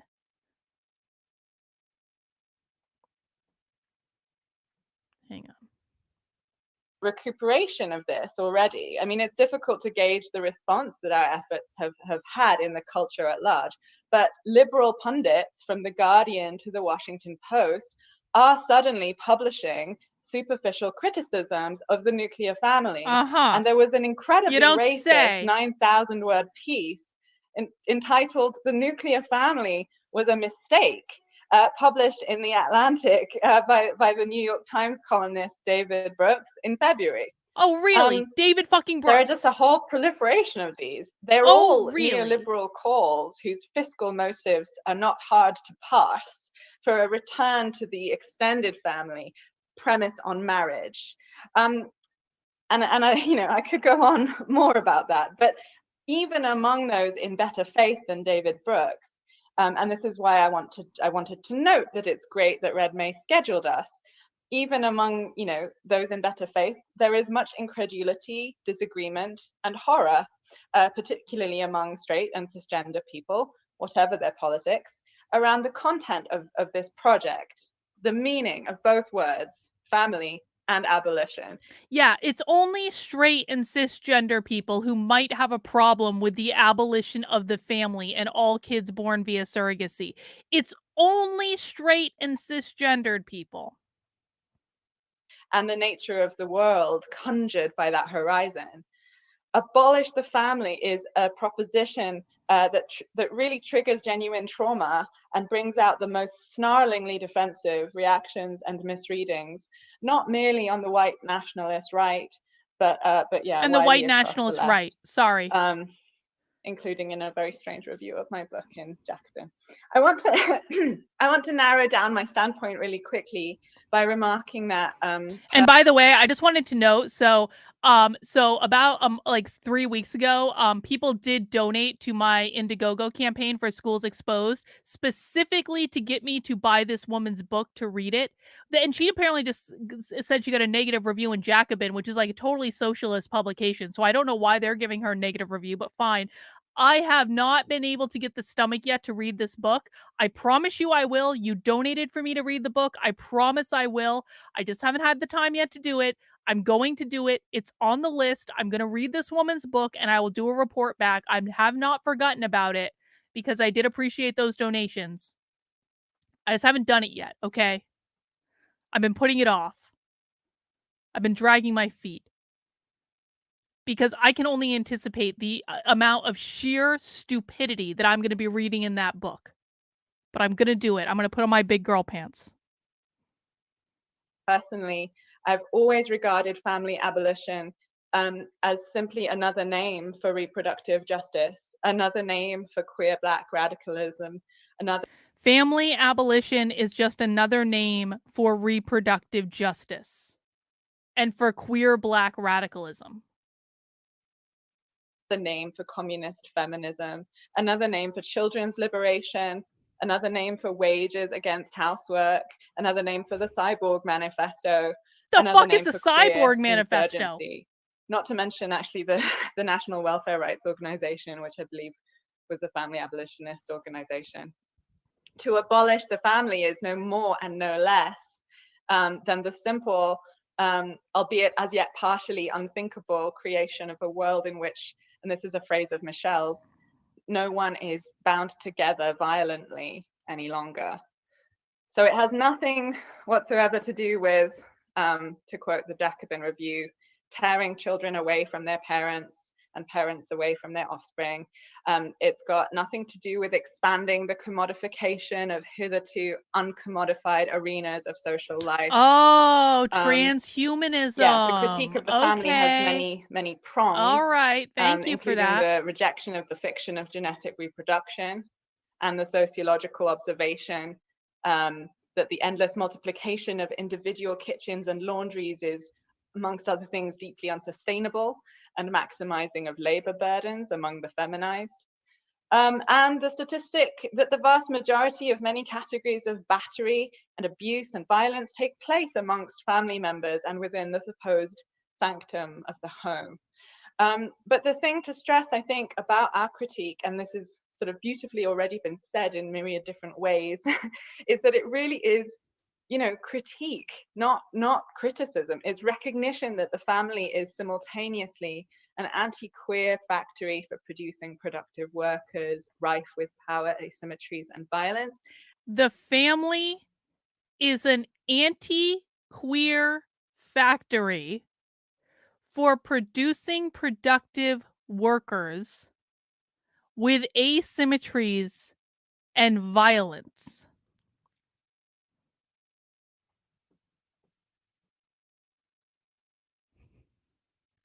Again, do you guys wonder why they're teaching your kids crazy gender stuff in school?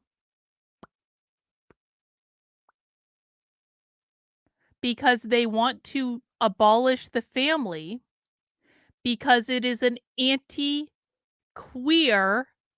institution. I'm starting to realize that every single time they use the word queer, they really mean communist. Is anyone else picking up on that?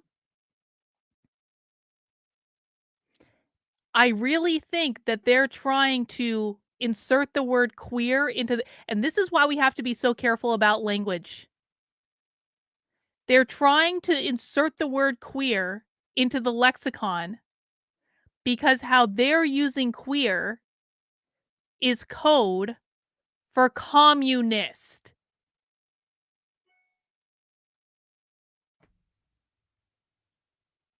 And the sole source, or what we experience as the sole source of love, care, and protection against the brutalizations of the police and the market, work, and racism that many of us have got, again, or think we've got.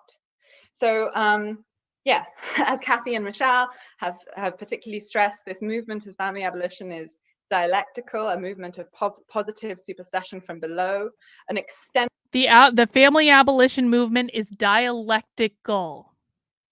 That means language, guys. Dialogue, dialectic.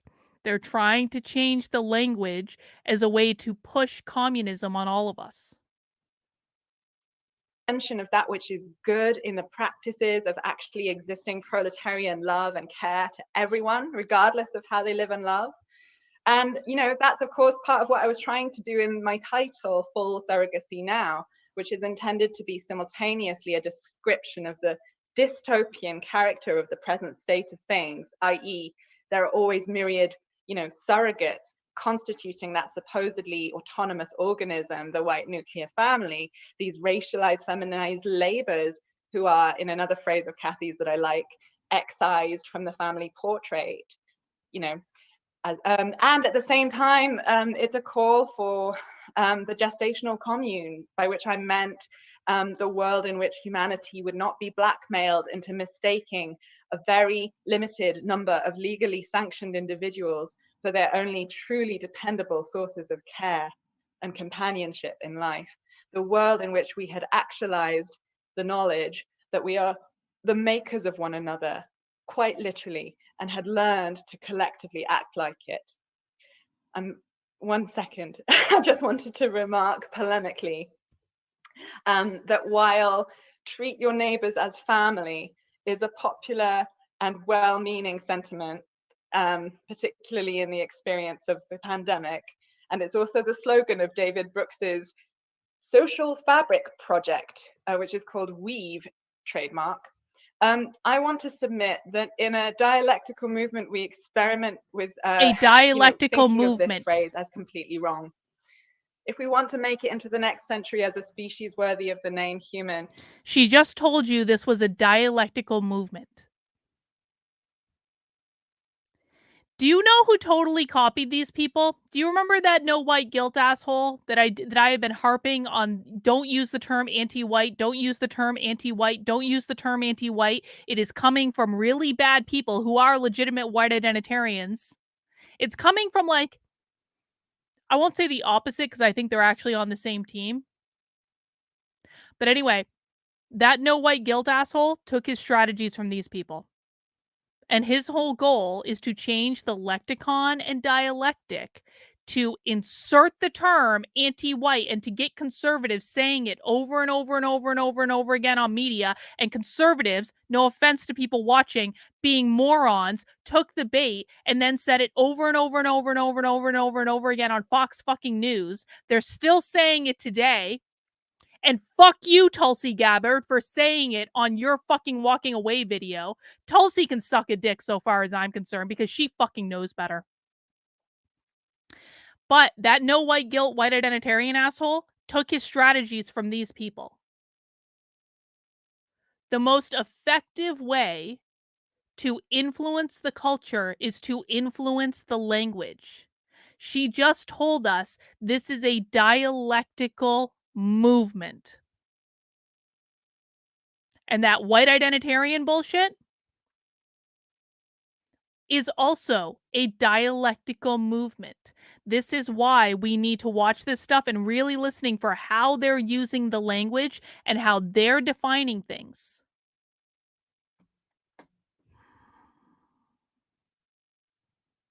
Perhaps we will have to do much better than treat neighbors as family.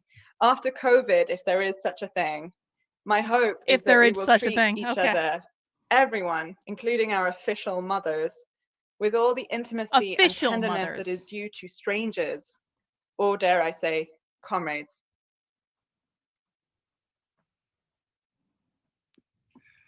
Thank you all so much.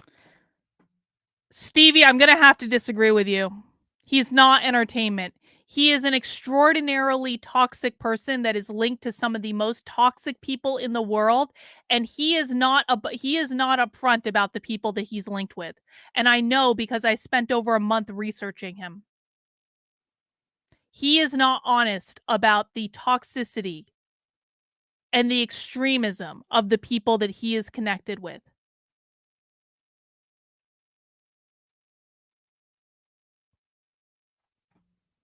It's really bad. And I want to encourage you to think twice before playing with that particular crowd. Because it's not healthy, it's not good. Yeah, so I'll just start. I mean, at the risk of volleying something into the void that is Zoom. Are there any questions Thank you, Phil. I or appreciate points it. of connection that come to y'all's mind that you'd like to pose each other before we open up to the sort of general Q&A?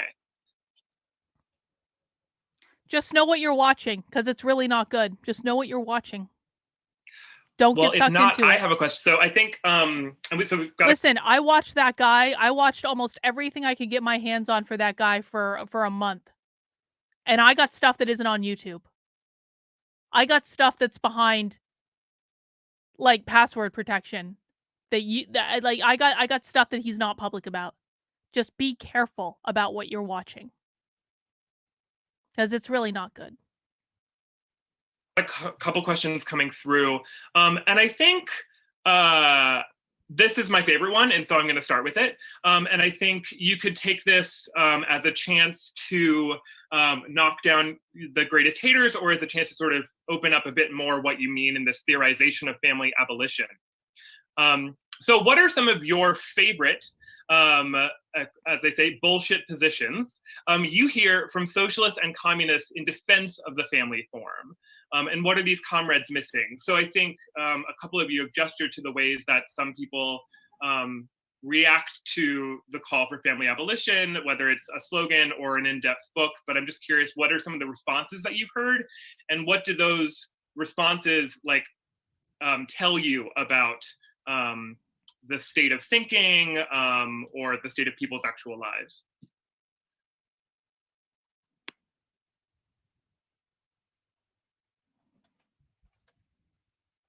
Should we all riff together? I mean, we're going to have a lot of awkward pauses because there are so many of us. I'll just throw out that it's an extremely important, question to deal with. First off, for example, the question of racialized families against the colonial state. So, in one of my first airings of this, of this idea, a lot of people were pointing out that at that moment, this is the image conjured in Nivedita Majumdar's kind of objection: children being torn away from parents at the border, right? The border from Mexico to the United States. So the idea there, and which needs to be dealt with very, non-defensively, because it's crucial and it's central.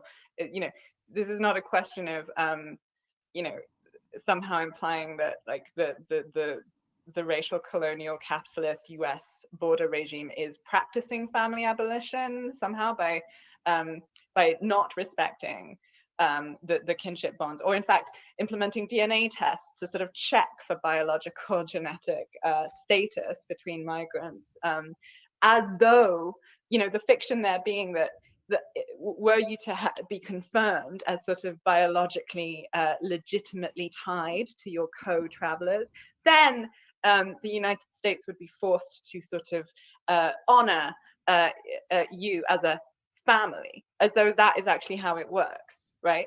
And it's the opposite. I would sort of submit, but this can be done too glibly, but I would submit that in fact it's precisely part of the regime of the family that there be this kind of underclass and these surplus populations that are not dignified with the sorts of affordances and privileges and rights that come supposedly, but to everyone, but in practice only to a particular kind of class, via you know, the sanctity of family.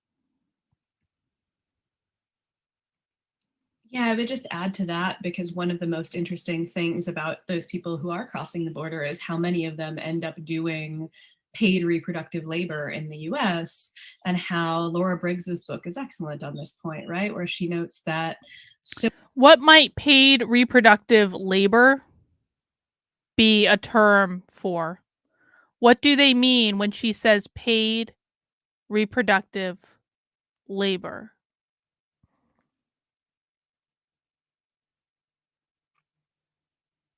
They mean surrogacy. That's what they mean. So many people are already leaving their families behind, which I when don't they have a come to the problem with, US, but because the people who will hire them don't want a family in tow, right? So if you want to live in nanny to care for your family, you don't want her to bring her 2 kids.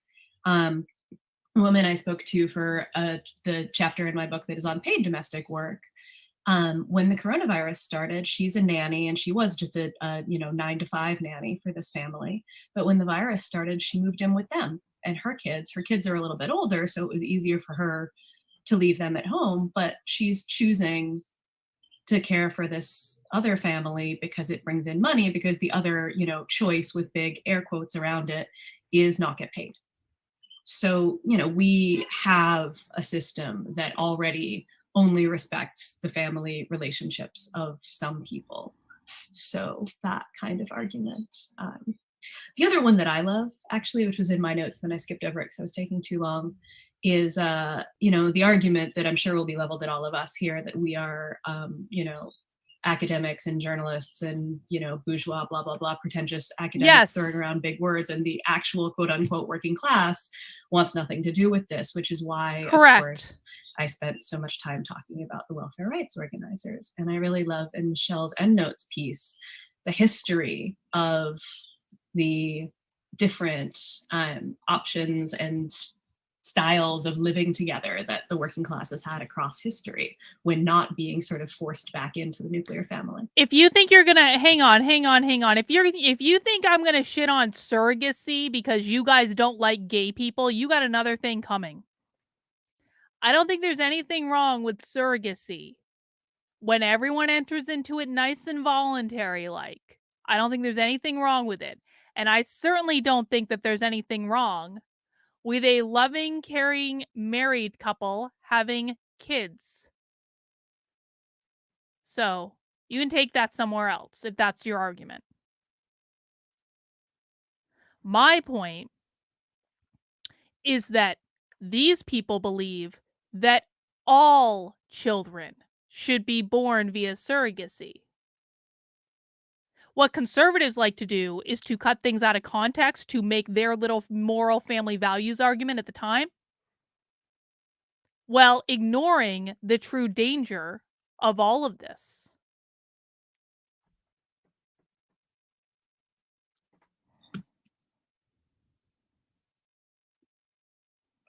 Kathy or Michelle, did y'all want to weigh in on this question? Sort of like common critiques or responses you get, what they illuminate for you?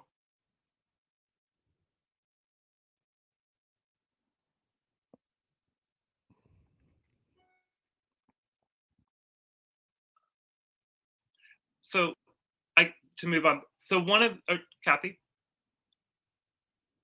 I guess, so I'm thinking about like some of the responses that I've gotten, and some of this comes from, I'm interested in academic feminist work on the family. And I think, some of the pushback that started in the 80s and then really took off into the 90s against the kind of family abolitionist project that I'm interested in was all wrapped up with an academic turn to the subject, where you always wanted to look at the subject, right? And this is a real structural project, family abolitionism, at some level. I mean, you're actually looking at kind of large social patterns and social structures. And there was a kind of academic move across a lot of disciplines in the late 80s and into the 90s and then beyond that really wanted to focus on the particular and not the general. Like, well, so what are different people's experiences in families? Let's try to dig down into the differences among people's experiences and what those families mean to them. And don't talk about these general kinds of structures. And then instead of talking about structures, look at the agency of people within families who are not just sort of the victims of these social kinds of forces. So there's a whole series of academic trends that militated against looking at the family as a larger kind of social pattern or institution and larger kinds of ideologies. So I think that was a general problem. And then the way that I've gotten that it shows up in kind of political conversations is that some people interpret the call to abolish the family as an individual ethical mandate. Like, leave your family. Don't want what you want, you know, leave the couple. Like, you know, I mean, and that's never been what it is. It's a political project. And as a political project, it's a collective effort to try to change some of the rules of the game that have shaped some of our, you know, intimate desires and intimate practices. So it's a really a larger, I mean, it's a different kind of scale of analysis. And I think some people aren't used to, because again, this subjective term, we're really used to thinking on different scales, an ethical scale about how individuals should act in their own lives and the differences among individuals, all of which are important. But it's come at the cost of being able to think about certain kinds of general patterns that impact people differently, of course, but also have a pretty powerful effect on some of the patterns that we see in the world. So those are the kinds of critiques that I've gotten that I'm starting to get frustrated by. I think that also gets at my frustration with the heteropessimism discourse, which is like, it does make it into this privatized thing. Like, the solution to the problem of being heterosexual is that I should just choose not to be. And that leaves out all of the social factors and the whatever factors. And how about you just like what you like and leave everything else alone? Like, what the hell is wrong with these people? This is like reverse gay bashing that conservatives did in the 90s. Instead of bashing the gays, the communists bash the straights. And they can just choose not to be straight. What the hell? One's individual desires, whatever those might be, and makes it into, again, a sort of personal ethical injunction to behave a certain way, and then one's sex life is somehow inherently radical. And that just doesn't work. But, you know, sorry. No, go ahead. No, go ahead, Michelle. I think, you know, anxieties about family abolition come from a lot of different places. Some of them I think are really deeply psychological for people. Some of them are these issues of white supremacy and racial capitalism that I think a few of us on the panel already spoke to at some length, and we can say a lot more about.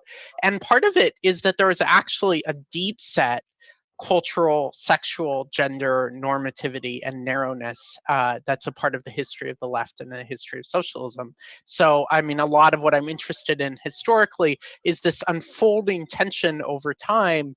Particularly, I look at the Second International and some others between sort of trajectories. It's 7 o'clock here, so everyone's cheering outside. Trajectories of family abolition and trajectories of really seeing the family, the bourgeois nuclear family, as an achievement to be won by the workers' movement. That like the proletarian movements hated and despised the bourgeoisie, correctly recognized the destruction of bourgeois society as the foundation of communism, and then there coalesced the right kind of economic conditions, dynamics in capitalist development, political conjunctures, political organizations, and it became possible for proletarian people, for working class people, to emulate the bourgeoisie, to have a housewife, to stay at home.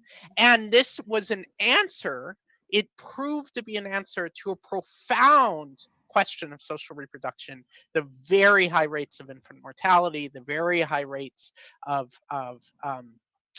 yeah, I mean, there was a huge crisis of working class people in the factories dying before they were able to generationally reproduce themselves, and like the despair of living in these early industrial slums is really well documented. I mean, it was so nightmarish, and people needed a way out of that.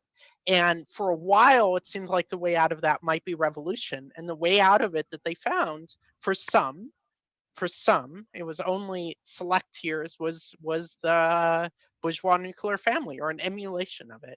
And that sort of sense, and that because The capitalism bourgeois is nuclear always family. destabilizing our lives, is always fragmenting our relationships, is always eroding our capacity to live decent lives, that we are continually drawn back into this form as a necessary means of protecting ourselves from the horror of wage labor.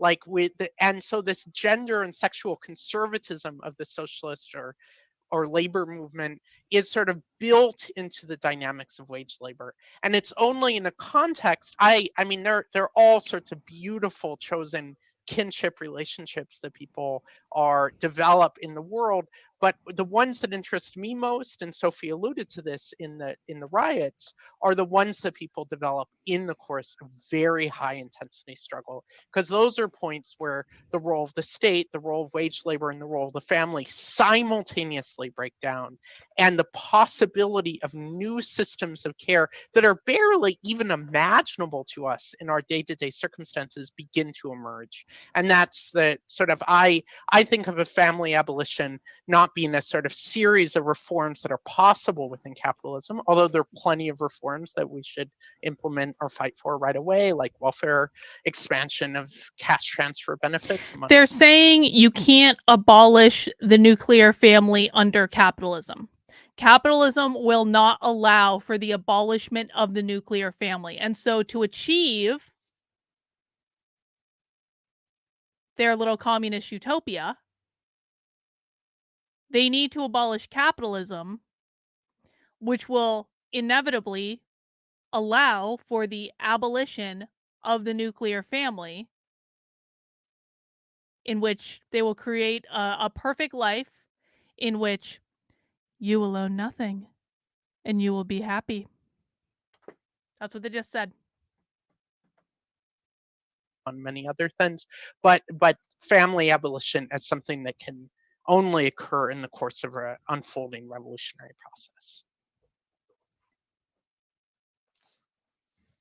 I'm being greedy, but I wanted to throw out a couple more things, if that's Please, okay. yes. Like, it seems to me that, like, listening to everyone, it reminded me, I've had the experience over, 15 months of sort of pushing my ideas of really so my first response to people's objections was to really actually tone down the scariness.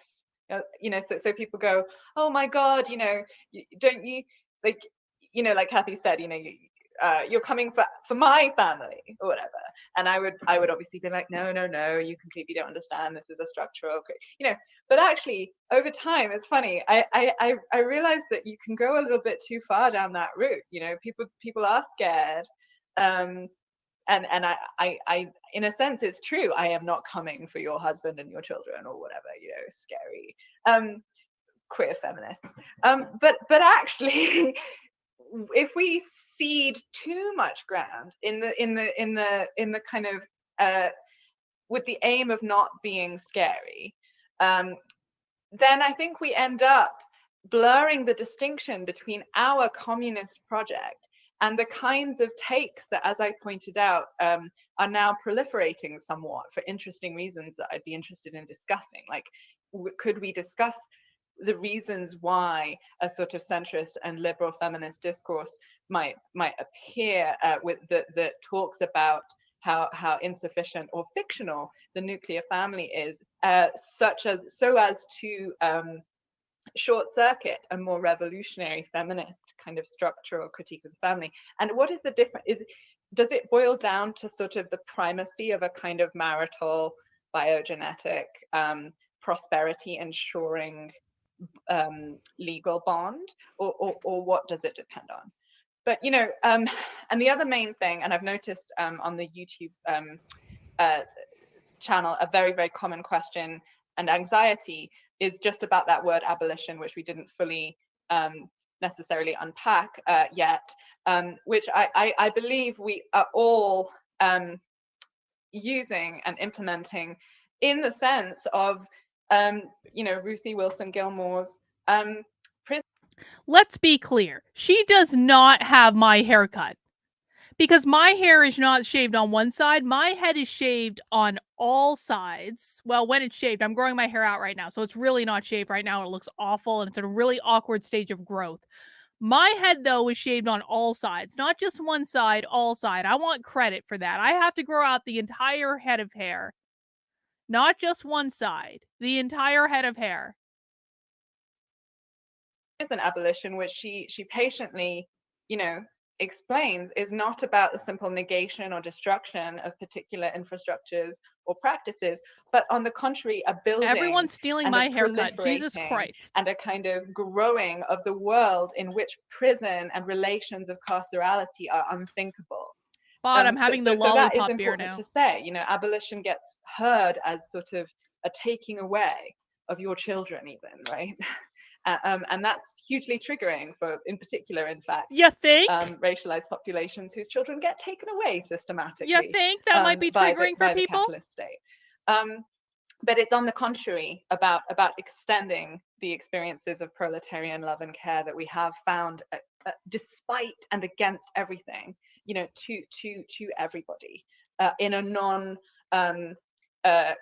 conditional and non-compulsory way. But I think we need to understand how unthinkable it is for many of us, and I think I include myself in this. To imagine, a non-Oedipal subject, very difficult to imagine. A world of true abundance and provision, very difficult to think about, and it's scary. The unthinkability of a world where children are subjects and participants in our politics, and in relationships. You want children participating in politics? We have enough children participating in politics that are above the age of 18. I don't want anyone younger participating in politics. I'm sorry. If you think that Congress is whiny, well, of course, in their communist utopia, there ain't going to be no Congress. But like if you think that politics is filled with whiny juveniles now, just wait until we abolish the family and then children have full political power and right. Oh my God, what a goddamn nightmare. These are some of the, so they're not my least favorite objections, but they're real. They're real. I want to say a little bit about abolition. So I use abolition in this really precise Marxist sense that he takes from Hegel, comes from the German word he uses, that it's simultaneously to destroy, to lift up, and to preserve.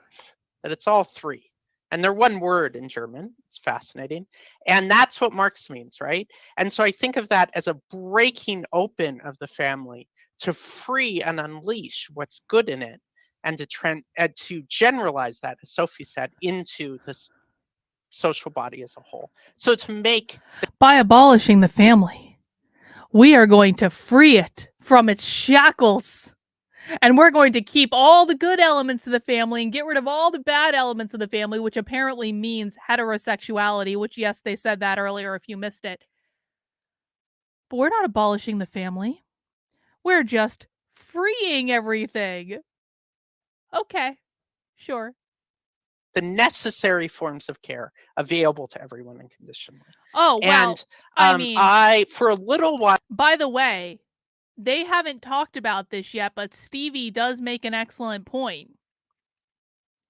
Kids are just little adults that have full political participation and full bodily autonomy, and they don't have any biological ties, and why don't, kids are just tiny adults, really. Why can't tiny adults do adult things?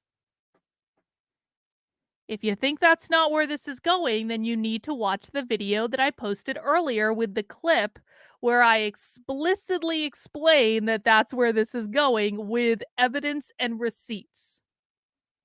I thought that this sort of German word abolition was in contrast to anti-slavery abolitionists in the United States. And for a little while, I was like, well, it's a problem of translation and got to explain it. And actually, W.E.B. Du Bois spent a lot of time studied Hegel, and he was very interested, and he wasn't the first anti-slavery abolitionists to do this, very interested in how the abolition of slavery would require the creation of new institutions of Black survival and Black flourishing, and that process was simultaneous. It is both a destruction and a freeing of Black people's capacity to care for each other and reproduce themselves and to work towards freedom. And that abolition has this tension that is sort of linguistically there in the German, but also there in our own legacy. That it's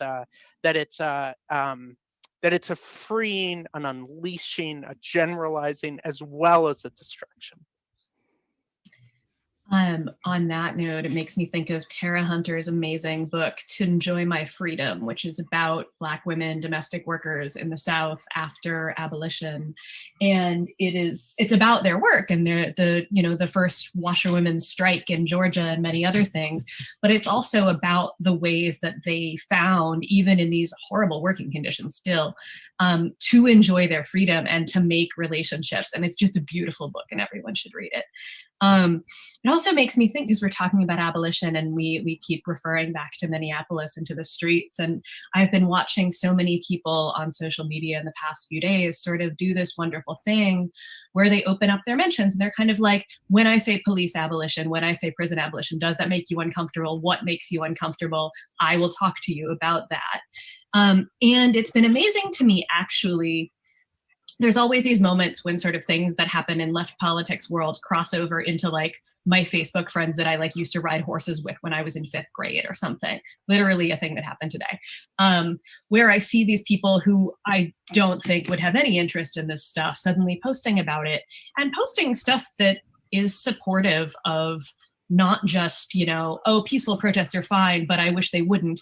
But people actually posting the Martin Luther King quote about riots and really saying, like, we understand why people are looting. And it's funny, this brings me back to not a particularly bragging they're winning abolitionist gripe, again. but just a gripe with the sort of social democratic left writ large, which is that, you can't say scary things because the workers will be scared. You can't talk about riots or, indeed, you can't talk about racism because the workers are always, positioned as the ones who are going to be scared of this thing. And I think we get that same sort of projective identification with family abolition too, right? Where people will be like, oh, I understand what you're talking about, but the workers, they don't, and they won't. And so you can't talk about that because the workers don't get it, when the workers are probably living in an incredibly complicated family relationship already because capitalism destroys the way we live together. Thank you, y'all. Yeah, I was also just thinking, Michelle, like you brought up the abolition of slavery, and it seems like even the word abolition has been sort of hijacked by this white supremacist understanding of abolition. Like abolition worked because we got rid of slavery, so it's only imagined in that sort of negative sense. It's helpful to rethink it in that way. There were a couple of questions about sort of kind of the concrete world that we might build, but I want to reserve the sort of maybe last half hour for some more of that. But I want to think a bit more about this concept and how y'all are thinking about this. So one of the things that I noticed that comes up in this is like, I don't know, on the one hand, everyone seems to be on the same page or seems to sort of like jive with each other's analyses, and also like what the family is not necessarily always the same in these critiques. So there's some critiques that call for family abolition that very much focus on the family as an economic unit, right? The household as that site of like privatized care. But then I think to get to Kathy, you laid out those 3 pieces, that couple form, that biokin piece, getting at forms of gender and sexual normalization that happen in the family. I mean, I'm curious if y'all see like how how do you see sort of like threading those two, or do you see examples where one gets held up where the other doesn't? I mean, I can imagine a socialism that tries to deprivatize the family, but still holds on to a very heteronormative model of the family, and maybe whatever the vice versa of that would be. So I don't know if that speaks to anyone, but I was just thinking about that sort of the kind of the normative family versus the economic family, or however you want to call it, and how those two are threaded together in your thinking, in people's everyday practices.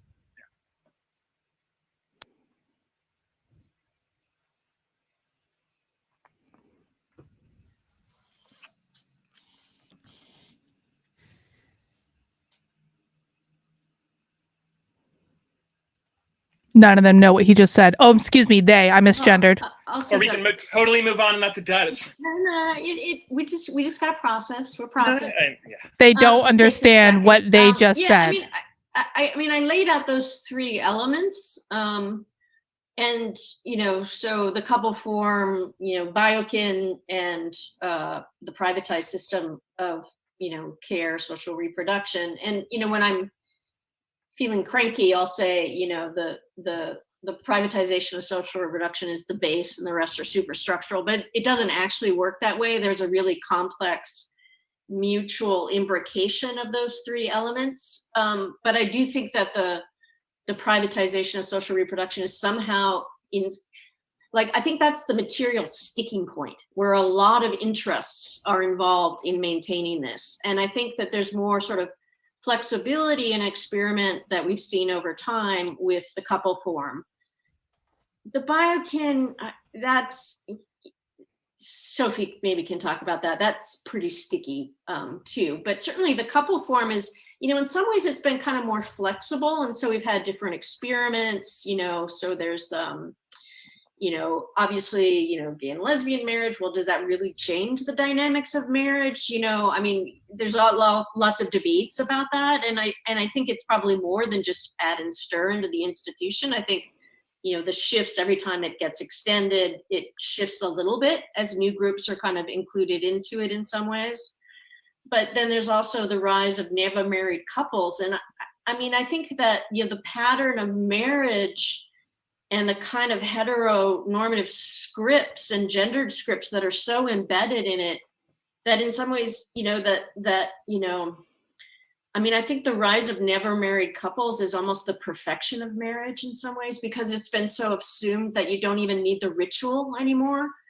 So I don't really think it's the end of marriage. It's like the perfection of it more than anything else. And then there's the experiments and, polyamory, and I think all of those are great. And it's a lot of interesting things too. But then, a lot of this is really sort of, Julian opened. By the way, I don't think there's anything wrong with experimenting with different forms of relationships. Just so we're clear, I'm not making the argument that people shouldn't have whatever human relationships they want by pushing back on these crazy people who want to abolish the family unit entirely and have all children born via surrogacy. If you want to have a polyamorous relationship, have a polyamorous relationship. It makes no difference to me at all. But I point this out because I really want people to understand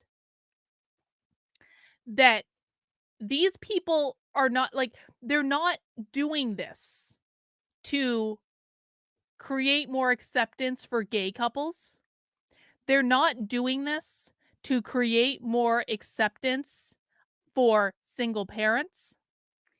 They're not doing this to create more acceptance with untraditional relationships like polyamorous couples. They're not doing this for any of those reasons. They don't care about any of those things at all. They aren't even doing this, by the way, to further the acceptance of trans people. That's not why they're doing this.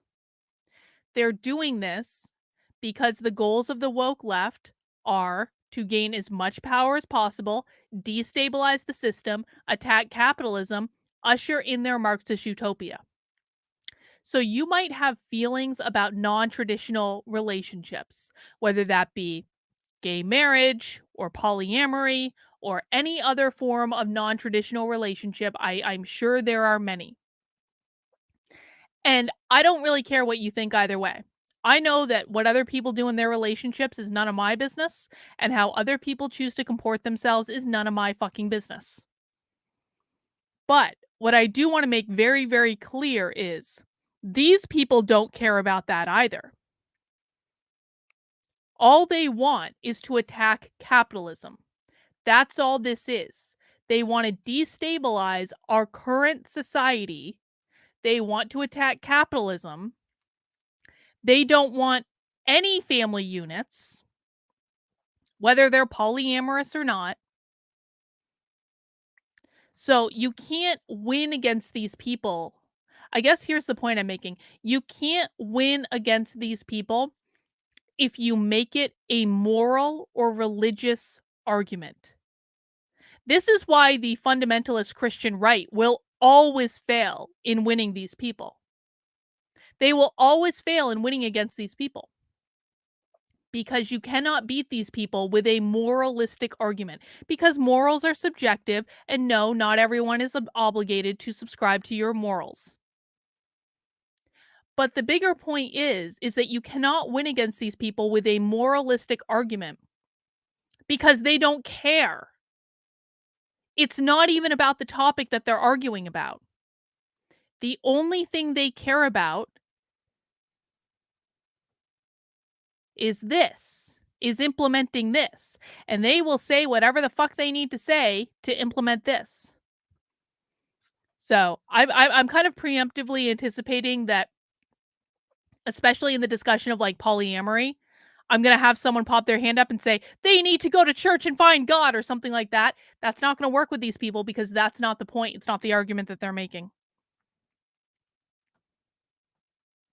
Dia talks about this sort of certain kinds of polyamorous practices are really about the kind of, the full realization of the sovereign individual who can couple at will without these additional kinds of burdens and can move in and out of these. And it's sort of almost the perfection of the liberal individual that is at home, right? And the family is the home for that liberal individual. And I think it's been constructed as such. And I'm not sure any of those experiments, as important as they are, really dislodge the couple form. So even the couple form, I think, is proven to be pretty resilient in some ways. But again, I just think it's a really interesting, complicated. Right now, she's attacking the couple form when it comes in the form of polyamory. So it's not even just about two people that they want to dissolve that relationship. They don't care. They do not want you to have any loyalty to anyone before the state. It is the biological bonds, the familiar bonds that they are trying to eliminate. So they don't care if you have one wife or 7. They do not care. Because no matter how many partners you have, you are still going to be loyal to those partners above the state. What did they do in Brave New World? Everyone belongs to everyone else. What happened in Brave New World so they had a lot of sex in Brave New World, right? What happened in Brave New World? Does anyone remember? What happened in Brave New World when someone started having sex with the same person over and over and over again? Does anyone remember? What would happen in Brave New World if someone started seeing and having sex with the same person over and over and over again and not having sex with anyone else?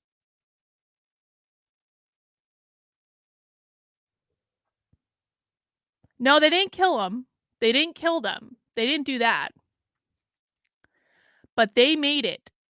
It was socially unacceptable to only have sex with one person. If it was discovered by your friends that you were only having sex with one person and you were not having sex with anyone else, there would essentially be an intervention staged. And it would be made very clear to you, Catherine, well done. Catherine gets the gold star. It would be made very clear to you that it was expected that you were going to have sex with other people.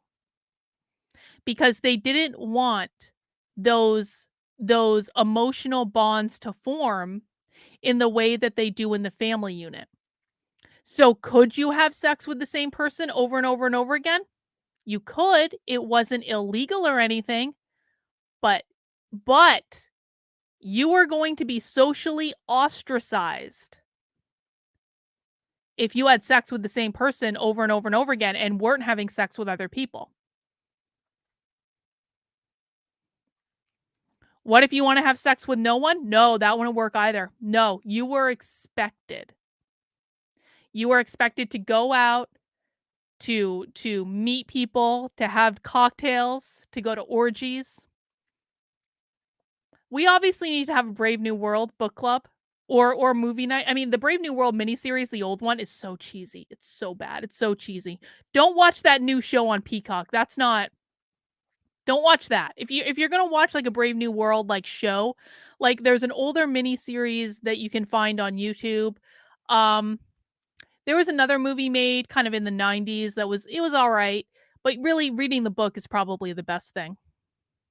Relationship between these three elements, all of which sort of rely on a kind of naturalization. So the naturalization of, biological kinship, sort of the naturalization of romantic love, and, the individual who is fully realized in those kinds of individual partnerships, naturalization, and, also that kind of privatization. And that happens with all of those moments of it too. So there's a lot of echoing of the mechanisms across these three dimensions too, although they each have their own kind of separate history too, and I think can be kind of disarticulated and experimented with on minor scales with each one. But I'm still impressed with how much of a package deal and how resilient those three elements are in their, the way they've been kind of articulated in this present moment. Yeah, there have been 2 made-for-TV movies that I know of. Or my writing partially comes out of having spent the last 20 years in radical queer and trans subcultures, and where I think there's some really wonderful ideas about chosen family and alternative methods of kinship and alternative methods of care, and that's lovely. That's just lovely to see. And it runs into so many limits over and over and over again, that these sort of experiments and alternative ways of caring for each other run up against the dynamics of the labor market, people being forced to move, people running into severe hardships that their friends really struggle to take care of them in the face of. And in the history of the Black freedom movement, I think we see examples of really long-term strategies of survival that are quite rich and wonderful, and totally inadequate in the face, as I've experienced in my queer and trans subcultures, in the face of what capitalism does to our lives. And this has sort of led me to think, okay, so if we are trying to form alternative methods of kinship, but we are continually being pushed back into the couple form in a variety of ways, there's a very strong ideological element to that, around a fantasy that if you find the right person, you're going to be okay. There's certainly a psychological element to that, but there is such a strong material logic to it that, like, we didn't spend a lot of time talking about in my queer subcultures. We didn't spend a lot of time thinking about how people's family wealth, how people's access to different kinds of labor market conditions, how the overall dynamics of the economy were really shaping and constraining whether we could form group houses or not, right? I mean, we didn't have an articulate language for making sense of this. So I although it might not be true in most places, I just kind of assume that people will lead rich, beautiful lives if they have the means of doing so. And so I'm really interested in sort of thinking about this material dynamic of, like, how do wage labor conditions push people back into this family form, force people to rely on this family form, and obligate the family form if you want to have a decent life. These people really think that the only reason that people stay in the family unit is money. Then why do wealthy people stay in the family unit? Why do people who have plenty of money on their own, in an era where in many families, both people are working, regardless, quite frankly, of if they need the extra income or not, why are those people staying in the family unit? At all. And given that the family form is so riddled with countless miseries that we have spent the last 20 years talking about in my life, if we can begin to think through what kind of material conditions could transform, that could begin to open up different kinds of romantic and affective bonds. Yeah, I sort of come at this from the other end, which is that I've spent too much of the last however many years dating men, including, in a partnership for quite a long time with somebody who I'm still very close with, that sort of fell apart. So when she was talking about heteropessimism, she was really talking about herself, wasn't she? She was ashamed of dating men. She was ashamed of being in heterosexual relationships. And now she likes women, apparently. Okay. Well, I'm going to stay away from this one because lesbians cannot resist me for some reason. So I'm just going to stay away. In a way, after we had moved in together and, had this, again, as Kathy was saying, it was sort of the perfection of the marriage, and that we didn't get married. And I told myself that we weren't married, and that was a difference, but it wasn't. And when that fell apart and I wanted to leave, the only reason that I was able to do that, and I am a fairly successful now 40-year-old person, the only reason I was able to afford to do that was my father happened to die and leave me a little bit of money at the same time. And that kind of experience is still really, really core to, we can acknowledge that she looks good for 40. That. And the way this went actually made me think of two writers who write about living with disability and making yourself lovable as a sort of requirement of being taken care of. One was Laura Ann Robinson and Caleb Luna, who called it being singled, like you're single not by choice. And if you are single and you have care needs that are anything more than like a completely able-bodied, able to constantly work, relatively young human being, you're screwed in a lot of ways. And it's very, very hard to think outside of any sort of formation when you're literally like, I don't have kids, I'm getting older, I'm single, who's going to take care of me if something happens? It's not hard to think about outside of that at all. I don't have kids, I'm not worried about it. Yeah, I mean, it's a really difficult question, defining the family, because I think, like Kathy said, all these different components and logics seem so co-imbricated. Although I think I agree, it's fundamentally like the core, a core thing seems to be the privatization of all this, near infinite quantity of free labor. But like, I'm also thinking a bit, and I don't think we talk about this very much and I'm not very well versed in it, but there's clearly this biopolitical requirement to be registered to an address, to have next of kin. And, what are you talking about? We experienced struggles around these ideas during the AIDS pandemic.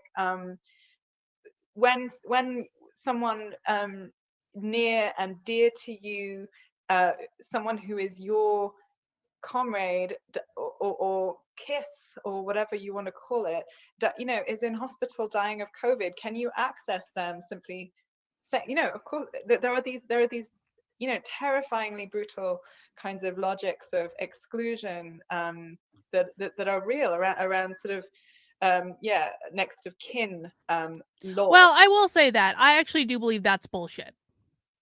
Those hospitals who don't allow anyone in except for biological family, that's bullshit and it's heartless. I'm sorry. It really is. So they actually do have a point there with that one.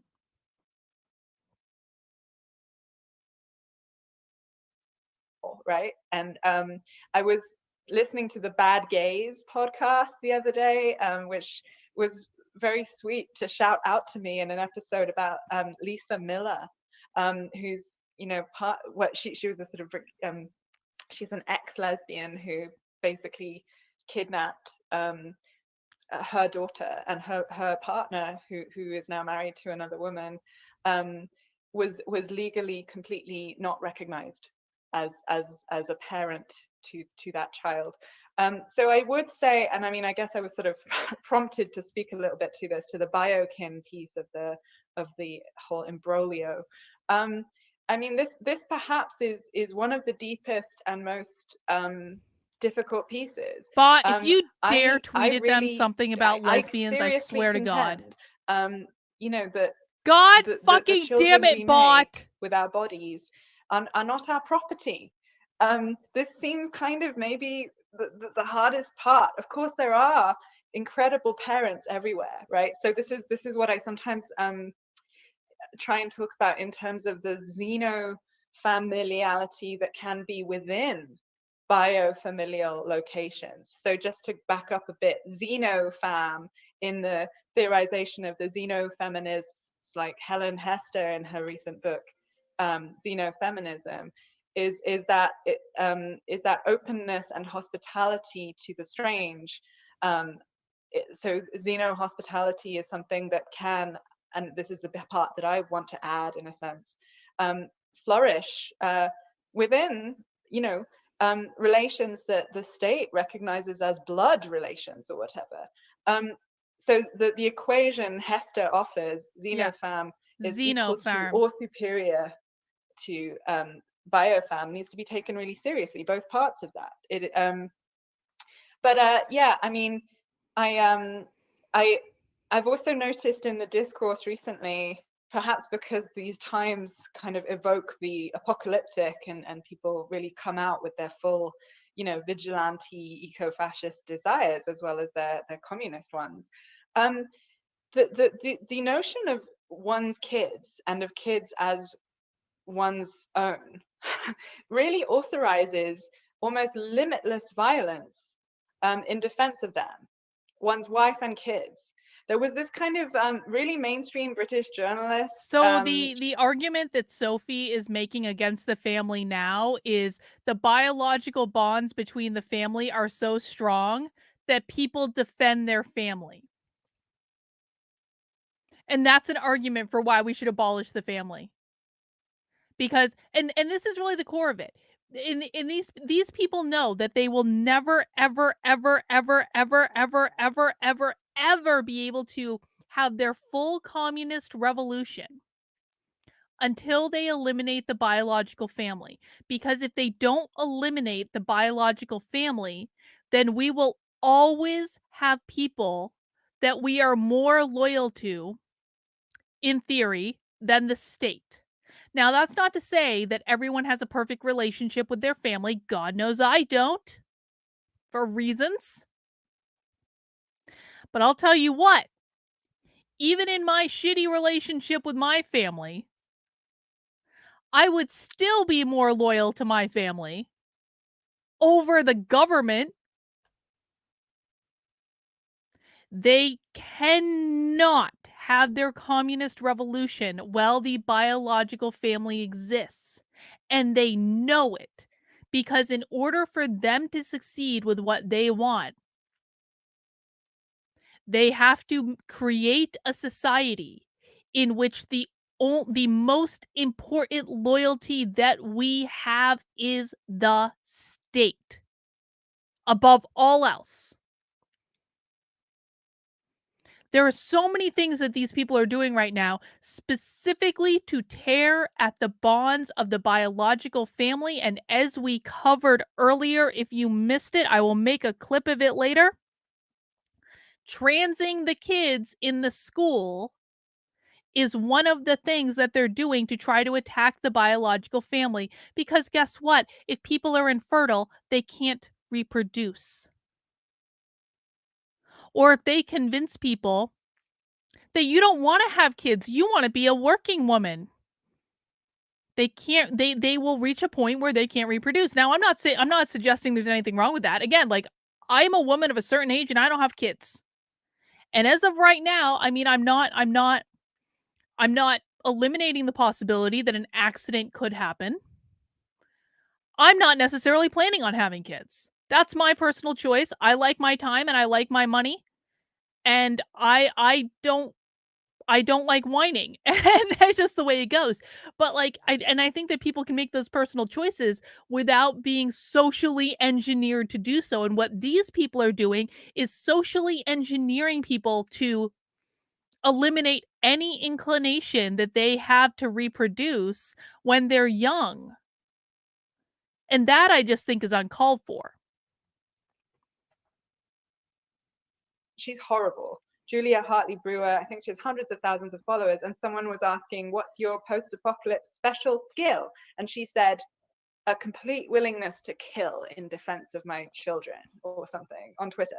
And it's like, oh my God, why are people, you know, fantasizing clearly about doing violence in defense of their children, right?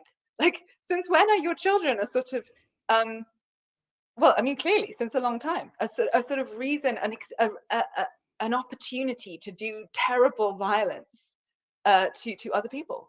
And I seriously sort of think that that's actually part of how the ideological order of biological nuclear kinship functions, to sort of channel and privatize love. Yeah, I'm going to be sort of do not do really this. Talk about love that way. No. And to sort of, I do not want the pitter patter of little feet. So that it's not only kind of narrow and exclusionary of, you know, all of our other, you know, companions and species and so on in this planet, but also actually to kind of act as a safety valve and a kind of a xenophobic nationalist kind of organizing of your frustration and your violence sort of in particular directions as well, i.e. not upwards.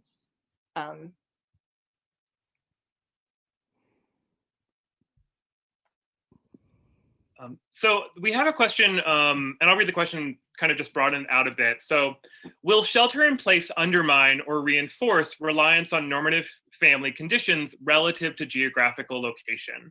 And I guess maybe just generally, you know, I've heard a lot of lefty critique about sort of what COVID means, but not about family abolition. So I'm just curious, like, what in many directions where what COVID-19 in these current moments have made you think about, in addition to immense violence in defense of one's children. Nick, you do this. I'm taking that money and going on a cruise. I'm not joking. So I've been wanting to write an article about the suburbs being everything that's wrong with the world for a while, and it keeps falling behind other things that I'm working on. But I actually... Hang on. Tom J's got a super chat. Thank you, Tom J. Sending some money just cuz, but curious, do we know if that journalist woman is from Brooklyn? She seems very typical to me from Queens. Well, let's see, because Bot has now tagged me with her on fucking Twitter. So let's see. Where it says vagrant in her profile, but she does look very Brooklyn though. You're right about that. Let me see like on her website if it says anything. Contact. It doesn't say. Does not say, but I agree with you, Tom J. She looks very Brooklyn to me. Actually feel like this moment is the one to bring it back, because I think there's something about this self-isolation that reinforces the logic of the suburbs, which is the nuclear family, the single family home as an asset, and the car, right? All of which are killing us in a variety of ways. The car is killing us? Wait, what? Yeah, there's this thing. Cars are killing us? Withdrawing into your little unit. I live with two other women who are roommates, which is an under-theorized position. But you know, I think about like, okay, well, what if we get let off lockdown for a little while this summer and then we get put back on lockdown? Where do I want to go? And she's definitely in New York. In my car. She's absolutely in New York. I wonder if this moment, in addition to sort of reinscribing women's roles in the home, and there was an excellent New York Times poll where like something like 60% of men said they were doing an equal amount of the work and 3% of women agreed. That was specifically in terms of teaching your children from home, but I thought it was still the, you know, general housework rule was not too different in that poll. So yeah, there's a way that this can really reinforce these sort of retreats away from community, but there's a way also that these beautiful mutual aid networks that are happening all over the place, and Sophie and I both live in West Philly, which is has Philadelphia. strong mutual aid networks everywhere. Philadelphia. That There it can goes. really mitigate against the isolation, right? And then I'm just thinking about, again, these massive protests after months of being on lockdown. The desire to come out and be together feels so palpable in these crowds in the street right now. And so, of course, I guess what I'm saying is it's always both and, but yeah, I think it's something we have to be aware of, that the politics of this moment are going to be put a lot of different pressures on us in a lot of different ways. I mean, Sophie has an essay on COVID-19 and family abolition. And I mean, very simply, there's just a huge number of people being terrorized at home, right?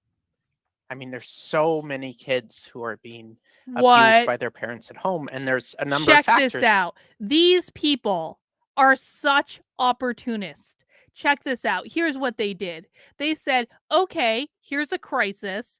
Kids are getting locked in their houses, can't see their friends, can't go to school, can't play sports. As a result of that, kids are getting depressed. But you know what we're going to do? We're going to say the fact that the kids are struggling during the pandemic lockdown is all because they have to spend too much time with their families. And aren't the family units horrible? Aren't these family units just abusing their kids? And that's why the kids are miserable during the lockdowns of COVID-19. It's not because they can't be with their friends. It's not because they can't play their sport. It's not because they had their entire lives disrupted because of a pandemic. It's because they got locked down with their families, and then their families were being abusive towards them. And that is evidence about why we need to abolish the family unit.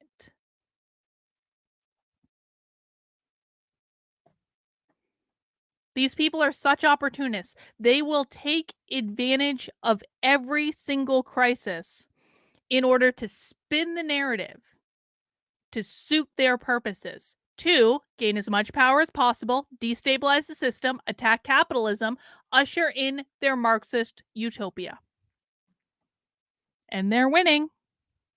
And that they're not able to get to school every day. Everything's way more stressful. Everything's way more isolated. The kids have a lot fewer people to talk to, and you know we have increasing evidence in mainstream news and research that that it's just there's this horrific, violent nightmare happening in a lot of people's homes, and then for many people with sort of like happy families, like this is a really miserable time, right? I mean, being stuck in the family unit entirely, and specifically the family unit of who you happen to live with, is really I think producing a lot of misery for a lot of people. And then something that interests me is that the sort of other half of this organizing care in the family is that it's not available to everybody else. So you have a lot of people living alone who are very isolated and very miserable and very lonely. This person is ironclad law of woke projection in action. People living in collective institutions, and I'm really interested in collective living arrangements as a future communist society. But the collective living arrangements that people have right now, the collective social reproduction units that people have, you know, besides a few queer group houses or whatever here or there, are prisons, nursing homes, homeless shelters, totally nightmarish places where a lot of people are dying. And thinking about those institutions, what about those institutions are leading to so much death? And there are some practical, logistical questions about disinfecting and airflow and stuff like that. But really, I think all of those are institutions where people who live there have no control or say over the administration at all. They have no ability to defend their interests, to collectively problem solve, to transform the institution according to their collective needs.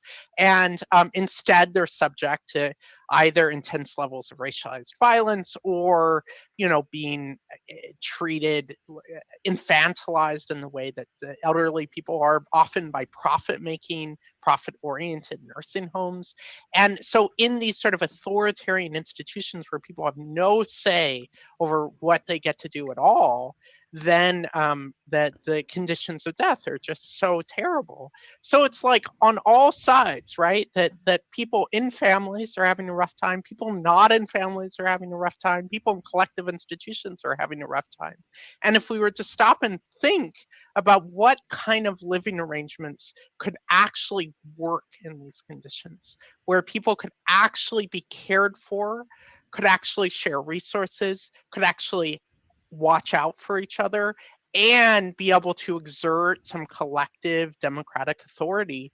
And the glimmers of it are, which, they're not going to go very far, but are in these mutual aid practices. And if we were to imagine these strained commodity chains breaking down much more severely than they are, and these kind of mutual aid practices are beginning to actually try to figure out how to feed entire neighborhoods, and that requires control over land, control over industrial resources, like that these mutual aid networks in the context of a revolutionary unfolding or a revolutionary process could actually be alternative systems of reproductive care. That you can, that people knock on my door asking if I need anything because they're part of these mutual aid volunteer efforts, even if they don't really know me. That can happen in neighborhoods anyway, dude. Sort of like impersonal, universal. Listen, my neighbor sometimes is very nice and shovels my walkway. People check in with each other. You don't need to abolish the family in order to create community where people check in with each other, for Christ's sakes. I think we can all agree that nursing homes are miserable effing places that no one wants to be, but that is not evidence for why we should be abolishing the nuclear family.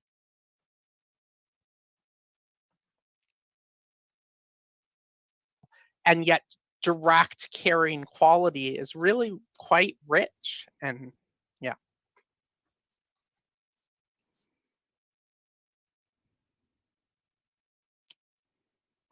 So I think like a couple of the questions have kind of spoken to a little bit of this point of, so I'll read a couple of them. So, people are asking like, what kinds of new kinship practices and forms of life should we be organizing around and developing today? How should we live together? How might we be living together today?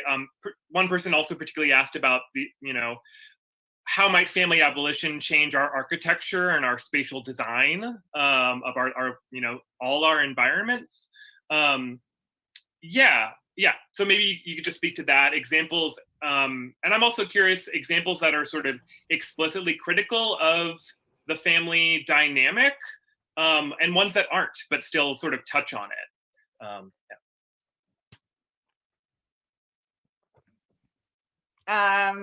I'll go. Thanks for shouting out to my article, Michelle. I've really, I suppose one thing to say is that, amidst the turmoil of COVID, there's an appetite for people like us, but a desire for the oracular thinkers of the home and the household are suddenly in high demand. I've kind of got the impression that a lot of editors under conditions of lockdown have personally sort of had the realization that perhaps even when it is free of queer bashing, domestic violence, and penury, for example, the nuclear family or the private nuclear household perhaps really does still kind of suck. So who is it who has been talking about that for some time, and so on. But there is a sort of it's fun to speculate and to write futures where family abolitionism sort of begins to become more manifest. But I cling as a utopian to the definition of utopianism that has to do with the unthinkable, the necessarily not fully thinkable kind of character of what we are finding out through striving towards and beginning to learn about through struggling. So, you know, when an I just want to make a comment for a second. And it doesn't have to do with directly what she's saying. It's just what I'm thinking about right this second. And I talked about this on book club earlier for people who were there in book club, but you know, there are more people that are going to watch this. This was a paper at an obscure academic conference. The Communist Manifesto was a paper at an obscure academic conference. The vast, vast, vast majorities of papers at obscure academic conferences are never heard from again. But this paper has been perpetuated because these people took over the universities. And when they took over the universities, they said, we're going to force you to buy this and read it and comment on it. And that's how it continued to be perpetuated to the point where it is now, through the fucking universities. But that's not even my point. My point is this. This was two people that wrote this, but let's just like blame Marx, really. Karl Marx. Karl Marx had a lot of really bad fucking ideas. Really, really, really, really bad ideas. But his ideas have perpetuated. The bad ideas of one person have influenced so much of what's going on in our world right now. The bad ideas of one singular person have influenced a vast majority of the problems that we are dealing with in our society right now. The ideas of one person can very literally change the world. The question becomes, which ideas are we listening to? And which ideas are we implementing? Because a lot of people are implementing the bad ideas, not only in this document, but like all his other bad ideas as well. And I guess I want to say this. If you ever feel, I actually want this to be a message of hope, believe it or not. If you ever feel powerless in the world, if you ever think one person can't make a difference, if you ever think, what can I do? I'm just an average person. Like, you know, what can I do to fight back against any of this? Keep in mind that most of the messes that we're in right now started with the bad ideas of one singular person. And what I think that means is that the good ideas of one singular person, or even better, a group of people, can ultimately triumph over the perpetuated bad ideas of one singular person.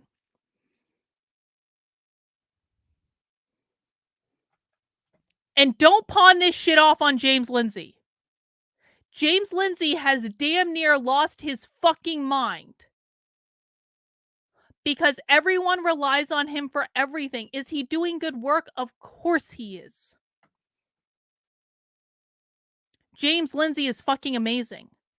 But stop looking at other people to save you.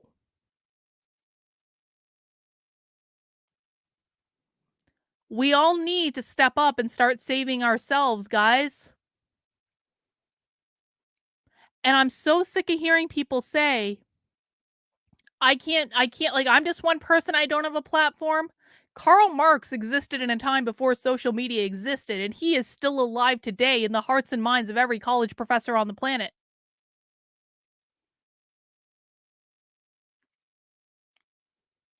We are losing badly because the people with the good ideas have abdicated their responsibility for showing up.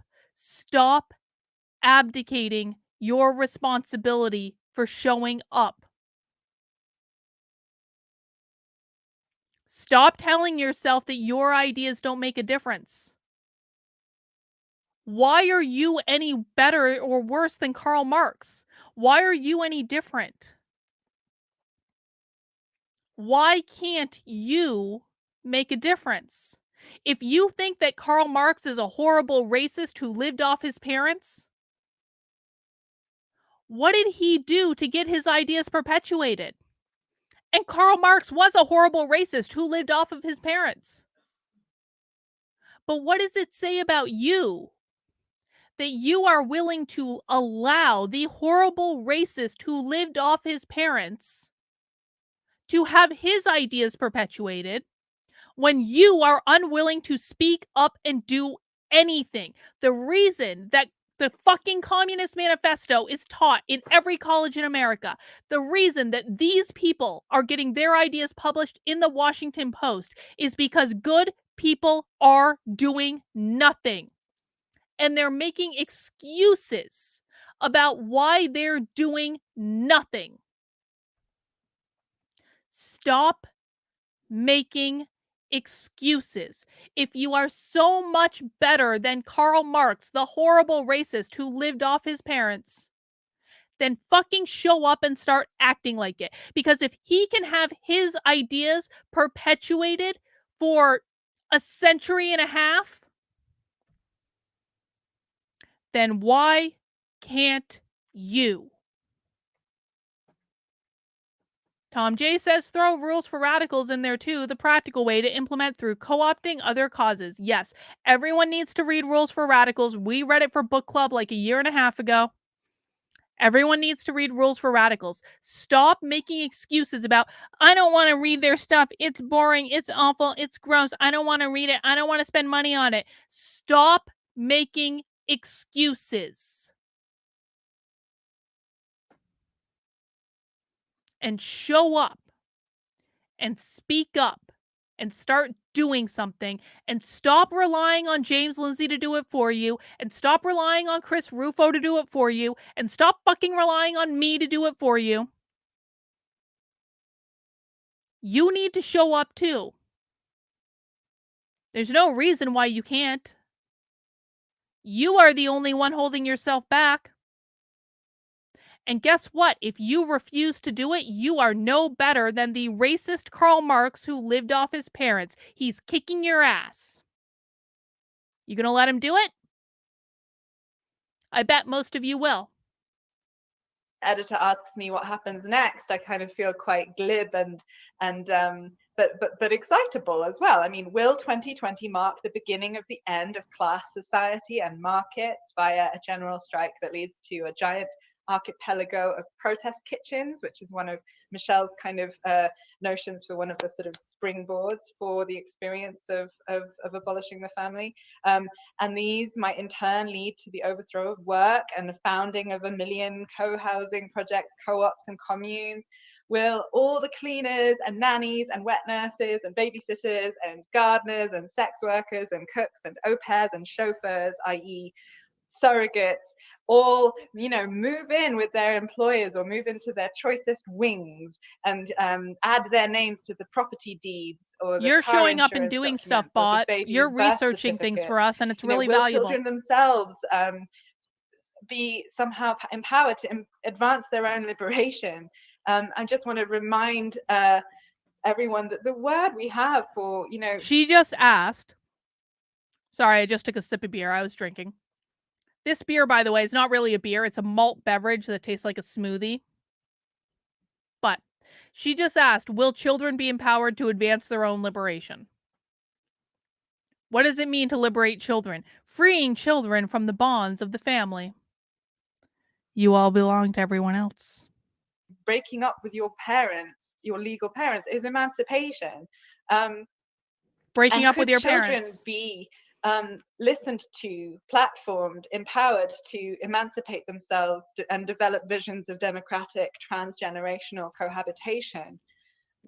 Will a vast new, Transgenerational institution of social care sort of spring up, which...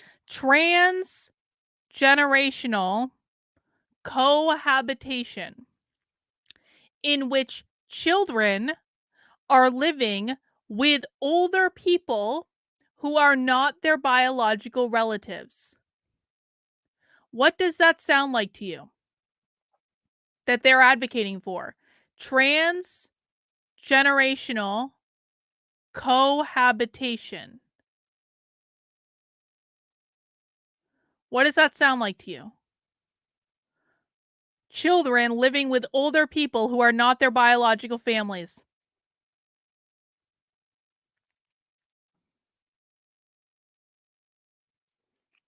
Why do these people want children divorcing their families, emancipating themselves from their families to go live with older people who are not their families? Why do you think that the communists are advocating for children to emancipate themselves from their families to go live with older people who are not their biological family members? I have no idea what these people could possibly want with children leaving their biological families to go work, to go live in a transgenerational household. No idea. No idea at all. You're cool. I wasn't meaning to pick on you. It frustrates me when people rely on James Lindsay to do everything. I legitimately think James Lindsay is amazing and he has sacrificed himself for all of us. And I think that he has driven himself crazy. I do. And I say that in the very best way. I'm not picking on him at all. I think that we would be lost without James Lindsay. I just hate that people rely on him so much to do everything. And I'm glad you went to Hillsdale because it means you weren't fed nonsense.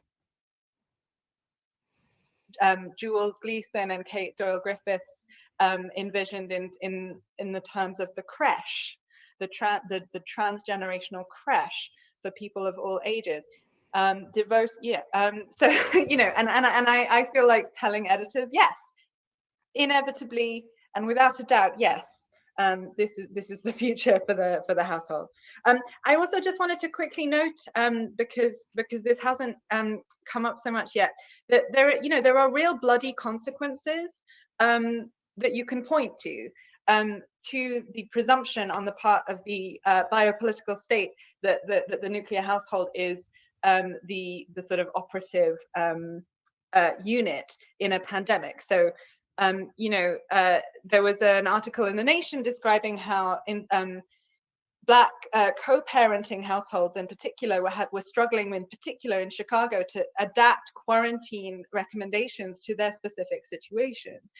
So there's this kind of sense we might speculate about that the very reasons for Black populations' survival against all the odds over time, i.e. their ability to kind of persist transgenerationally across different households and in non-nuclear ways, might sort of somewhat tragically be one of the factors behind the astronomically, the disproportionate Black death count under COVID, because we have not figured out, we are not able to think of a way of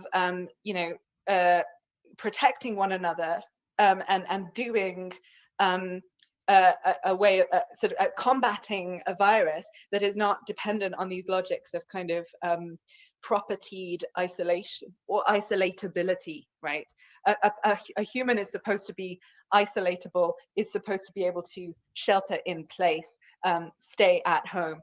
Which place, what home, whose home, a Marxist might ask, being the more operative question, right? And so that's what I said in my in my article.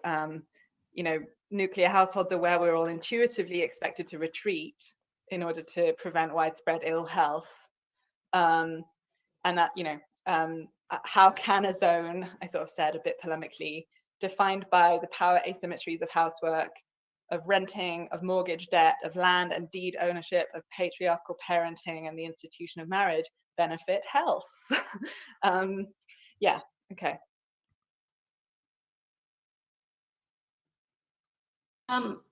I guess, I mean, I want to just address this question of alternatives too in another way, because I think, I think Michelle's talking a lot in really important ways about these kind of, prefigurative experiments and developing these into all good, real bot. alternatives and robust alternatives. Don't worry about and it. then, the kind of speculation about what might happen. I think these are all really important. You are very exercises. valuable to us, And I bot. would just add to it another one is that, I mean, this gets down to just sort of more simple reformism that might be in service to a family abolitionist project, is trying to create the material emphasize. Did that come from you? that allows people All right. to experiment. Welcome with back, alternatives Emphasize. a We've little missed bit you. more. And so, think about some of the coercive forces that push people into families and block the exits from them. And, I think there's ways to create the material resources for people to try something else, and a guaranteed minimum income could do that.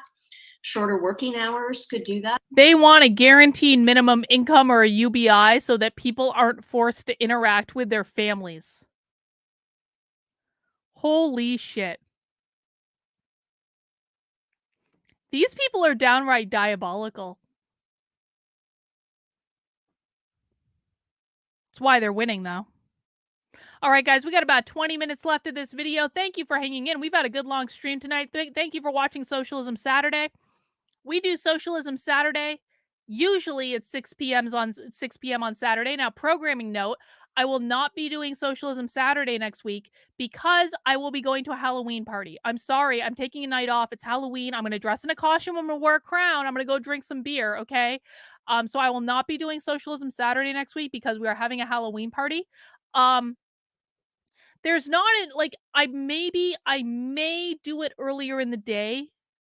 So maybe we'll do like an afternoon Socialism Saturday or something like that. But I will not be doing it at the normal time. Pay attention to my announcements. I will tell you when we're doing it, if we're doing it. But if not, I usually do them on Saturdays at 6 p.m. We have a nice little evening experience. But just keep an eye. Follow me on, you can subscribe on YouTube, Twitter, join my locals, all that stuff. All the information is in the description below. And I will announce what we're doing. But mount the like button if you're enjoying this little peek into insanity. Yes, this is real. You're not watching a movie right now. This is real. I mean, time alone can help to, experiment with other ways of providing and delivering care. Universal health care delinked from wage work could do it. Affordable housing with a range of different kinds of units for different kinds of groups or single people living together. I mean, I think these are all very sort of nuts and bolts reforms that might be able to give people some kind of basis from which they can more effectively experiment with other ways of living that they might want to try. So I'd add that too. Yeah, it's easy for it to turn into just that same sort of personal moral admonition, right? To be a better person, be more whatever, choose not heterosexuality, all of those things, which are both very difficult. And then also, I think a lot of people are probably where I am. Thank right you, now, Incognito. Well, we'll have to see if I feel like doing it. We'll have to see. We're just going to see. Quick, I have to figure out how I want to live before the next wave hits. Is this where I want to stay? Is this, I mean, the roommates are lovely. I like my roommates. They're great people. We didn't move in together assuming that we were going to be the only people each other could see for 3 months straight, and that's a different thing than moving in with a romantic partner, or even the folks that I live with when I'm in London, which is now not an infrequent experience, which is people who are a lot closer to feeling like some sort of family to me. Anna was my intern 10 years ago. Yes. And she's grown up into a superhero. And wait, so she moved in with her intern? I'm pretty sure she just said she moved in with her intern from 10 years ago. Bro. That's a little weird. Yes, Matthew, she did say, she has said on multiple occasions that here's what's going on with her, Matthew. She is ashamed of being heterosexual. She said this earlier. I'm not making this up. I'm not projecting. She is ashamed of being heterosexual. She has said multiple times that she thinks sexuality is a choice. and she used to date men, which she is kind of ashamed about doing, and she now lives with women roommates, apparently one of whom was her intern from 10 years ago. It's weird. When I'm with them, these are people that I have a long-term relationship with, where it feels more like home. And so, a lot of these questions I think are probably coming up for people like very immediately and very personally right now. In addition to thinking about sort of theoretical political programs that we should be fighting for, also some of the political programs that Kathy was just talking about are things we can fight for in the here and now. Organizers are calling for things like work sharing to save jobs at places like the Los Angeles Times union actually won it. So everybody is taking a cutback on hours and pay so that nobody gets laid off. So, I mean, these are things that we are, we each got a $1,200 check from the US government. That was in some way an admission that they can cut us all a check when they want to. So I think, we're in this moment that is both awful and real socialism has never been tried. Some possibilities. But these are hard questions, and the reason that people resist it so hard. And now we're all experiencing inflation from those checks. Isn't it fun?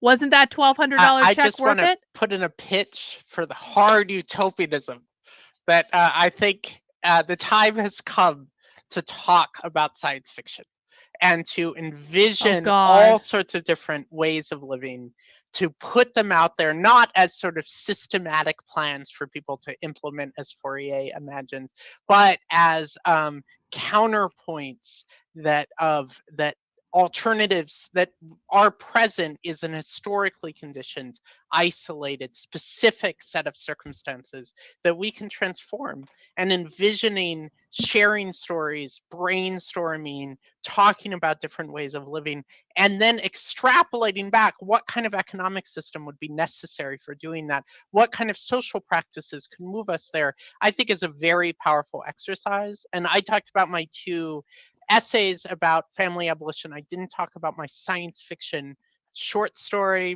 which is an oral history with a trans woman at the 100th anniversary of Stonewall, because I run a trans oral history project and interview a few people a week about their lives. And so it's an oral history of me interviewing this woman in 50 years about her growing up in a collective commune and their architectural arrangements, what happened when one of her co-parents was abusive and how they dealt with that, and sort of transformative justice, the sort of different kind of world that she navigates.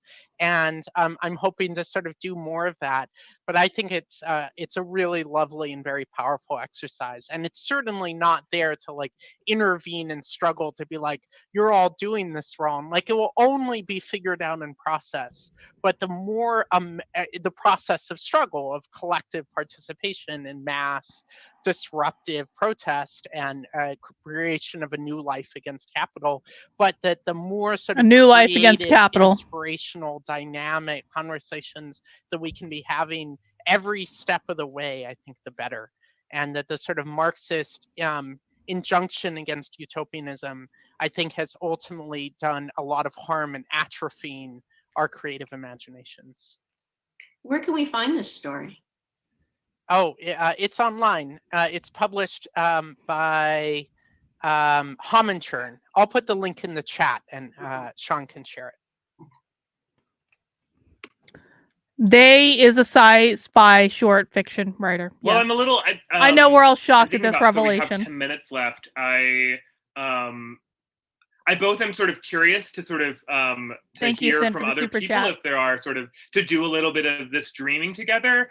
And part of me is also a little curious to think about like what are the, like, I'm thinking about your history, Michelle, of sort of how movements that were family abolition in the way got sort of co-opted into poor solutions or false choices. But so I'll just sort of put that out there. If anyone wants to sort of dream big or think about sort of the movement building and what that might look like, whether it's explicitly family abolition or not. But yeah, either side of that.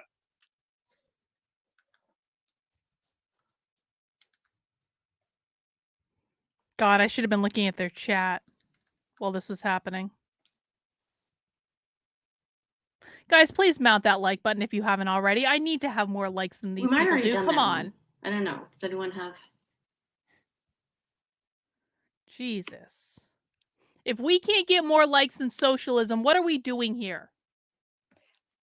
I mean, you know, one of the things I think about is also how in Marge Piercy's vision of a post-capitalist future in Mattapoisett, there's not only the option of automating your gestational labor in a brooder where all the fetuses kind of, as I remember it, I might have been extrapolating, but a sort of floating in a slurry all together in a tactile and interactive way. But there is also specialized parenting labor. Not only are there, collective responsibilities for all children, but there are also specialized parents called kid binders.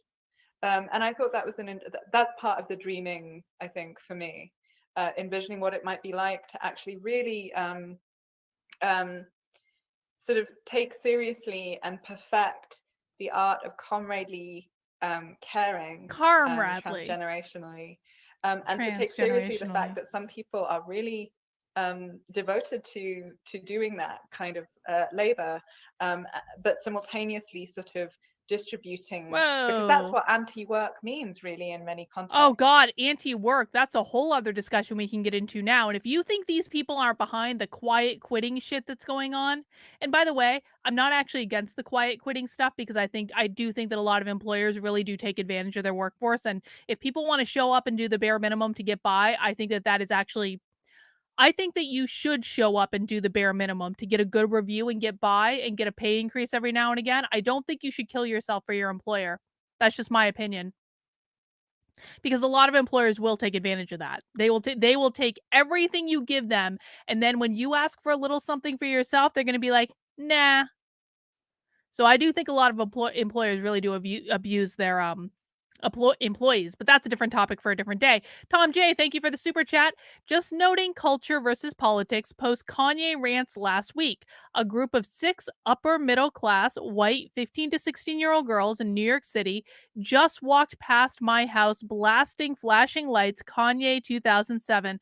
Amazing how kids can be influenced quickly. It is amazing how kids can be influenced quickly. Thank you, Tom J, for the super chat. I appreciate it.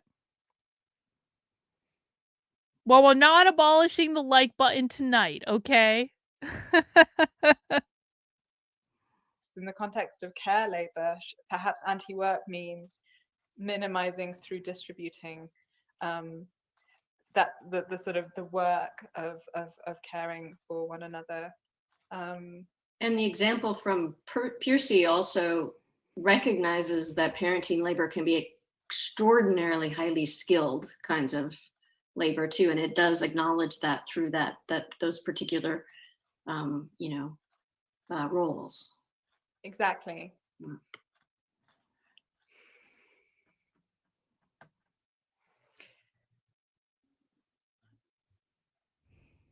Write your own science fiction novels. That's my suggestion. Just lots of them, and then riot in the streets. Oh, let's just write science fiction novels and riot, and everything will be okay. Program. That'll make everything better. Yeah.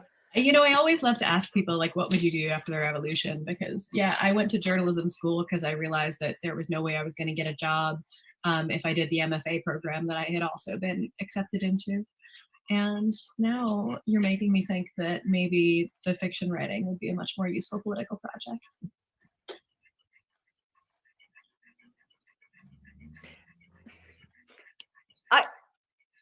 I didn't know whether to say this or not. This is something I do too, so I'm not sort of like pointing a finger at all, but I was noticing, Sarah, you used that phrase, feel like family, and then you kind of revised it later on in your remarks to feel like home. Yeah. But I'm very intrigued, strategically, or tactically rather, I suppose. Yeah.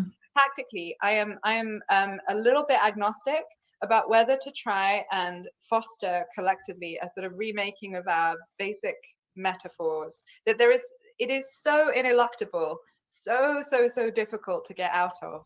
When we reach for a word or an image to describe feeling at home with someone. We say kin, we say family. Even when you spend all of your time thinking about abolishing the family, that's basically what comes up. It's sort of so deeply semantically ingrained. And I was sort of serious towards the end of my remarks today when I suggested we could really try and turn this on its head. Is it do we want the world to treat one another like family? I mean, it is not a particularly good track record, family, how people treat each other within family. I would like something a bit better. What if we actually said, no, that's specifically what we don't want. How about kind of trying to train ourselves in this science fiction inspired way to aspire to treat one another as strangers? And of course, that doesn't preclude intimacy and relationships of sort of significant otherness, right? it is perfectly delightful to form deep partnerships and intimacies and to fall in love. I'm really thinking the same thing, Sin. The sort of the compulsion. Welcome, and someone. We're happy you're here. That sort of forces us to kind of remain privately isolated with very, very few such significant others.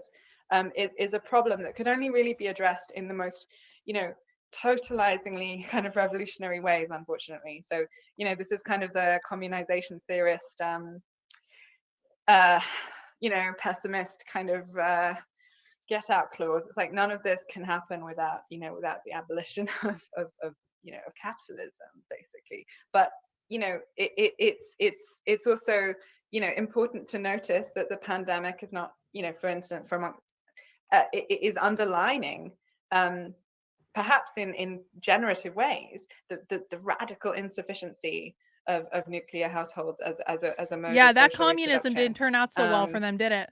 It's a good movie, though. I like that movie. Again, in my article, I was quoting how, apparently in the early stages of China's experiences with the epidemic, there was a 90%. So according the particular women's not-for-profit calculated that 90% of the causes of violence were related to the COVID epidemic that they were seeing. They were publishing kind of specific, COVID epidemic specific resources for victims of domestic violence who were finding it difficult to flee, because obviously a quarantine is a bit of an abuser's dream. So when we survey the scene of the pandemic, we should be trying to see what Madeleine Lane McKinley, who is another name, perhaps not one that's come up so far, but one that absolutely needs to be referenced in any sort of surveying of the scene of 21st century family abolitionism. She writes that households are capitalism's pressure cookers. So this crisis will see a surge in housework, cleaning, cooking, caretaking, but also child abuse, molestation, intimate partner rape, psychological torture, and more. So this is, it's far from a time to acquiesce to family values ideology. It's definitely not a time to forget about abolishing the family, because it's specifically now that refugees from the nuclear household are swelling in number. Refugees from the nuclear household. I find Sophie Lewis to be fascinating. I need to trigger Sophie Lewis and do a case study on her for Art of the Trigger. This woman is psychotic. She hates the family so much. I got to figure out Sophie Lewis is clearly triggered by her family. I wonder what Sophie Lewis's family is like. I'm not suggesting we dox her or anything. I'm just suggesting that I would really like to know what Sophie Lewis's family and home life was like. And I'm betting Sophie Lewis's trigger lies in the question of what was her family like. And their need is also, or our need is also swelling. in character. So it's kind of ghoulish beyond belief that a certain tier of British feminism is kind of using this moment as an opportunity J.K. to Rowling. kind of assert their right as in the name of feminism to commodified domestic labor. I don't know if this is a controversy that I mean, hopefully you don't know what I do. Yeah. The great white British feminist assertion of the right to have your cleaner in a pandemic because feminism. But actually, this is the dystopian element of the current conjuncture that we probably need to be kind of alert to. I believe a lot of the ruling classes are highly aware that there will be a second spike. And on that basis, in preparation for that, I believe they are constituting in advance as a precaution the sorts of households with the kinds of labor that they are accustomed to, so that they will not be caught out in a second wave of kind of lockdown. And that we should strategize together about how to kind of contest that, even if only rhetorically, since we all seem to be, intellectual laborers. Yeah. We saw that Martha Stewart had kept her gardener and her housekeeper and was referring to them as her detainees. Anybody? Oh, this is a thing, yeah. But yeah, I think the thing that I struggle with is that I don't have good language for any of these relationships that are meaningful in my life. Friend doesn't seem like enough, right? When I'm talking about the difference between the people I live with here and the people you live with are your intern for 10 years that, would take a bullet for me. It doesn't seem significant, but why do I reach for family, right? What is it that we mean by all of these things, and why is just friends the thing that we say, right? Like, it's always just friends rather than, your significant other is presumed to be a romantic partner. But what if they're not? What if the most significant relationships in your life, this is like a parody of the Sex and the City question, right? It was always like, oh, what if your friends are your soulmates? But it never actually let itself go there, right? So yeah, I think part of this whole process is thinking about the frameworks in which we put people into our lives and understanding what those relationships could be if we didn't just think of them as like, Anna is a woman who is in my life who is younger than me, so she's like my little sister, except for when she's telling me that I'm being stupid, in which case she's behaving like my big sister, which she does quite often. How do we think outside of these metaphors that are also very much not metaphors?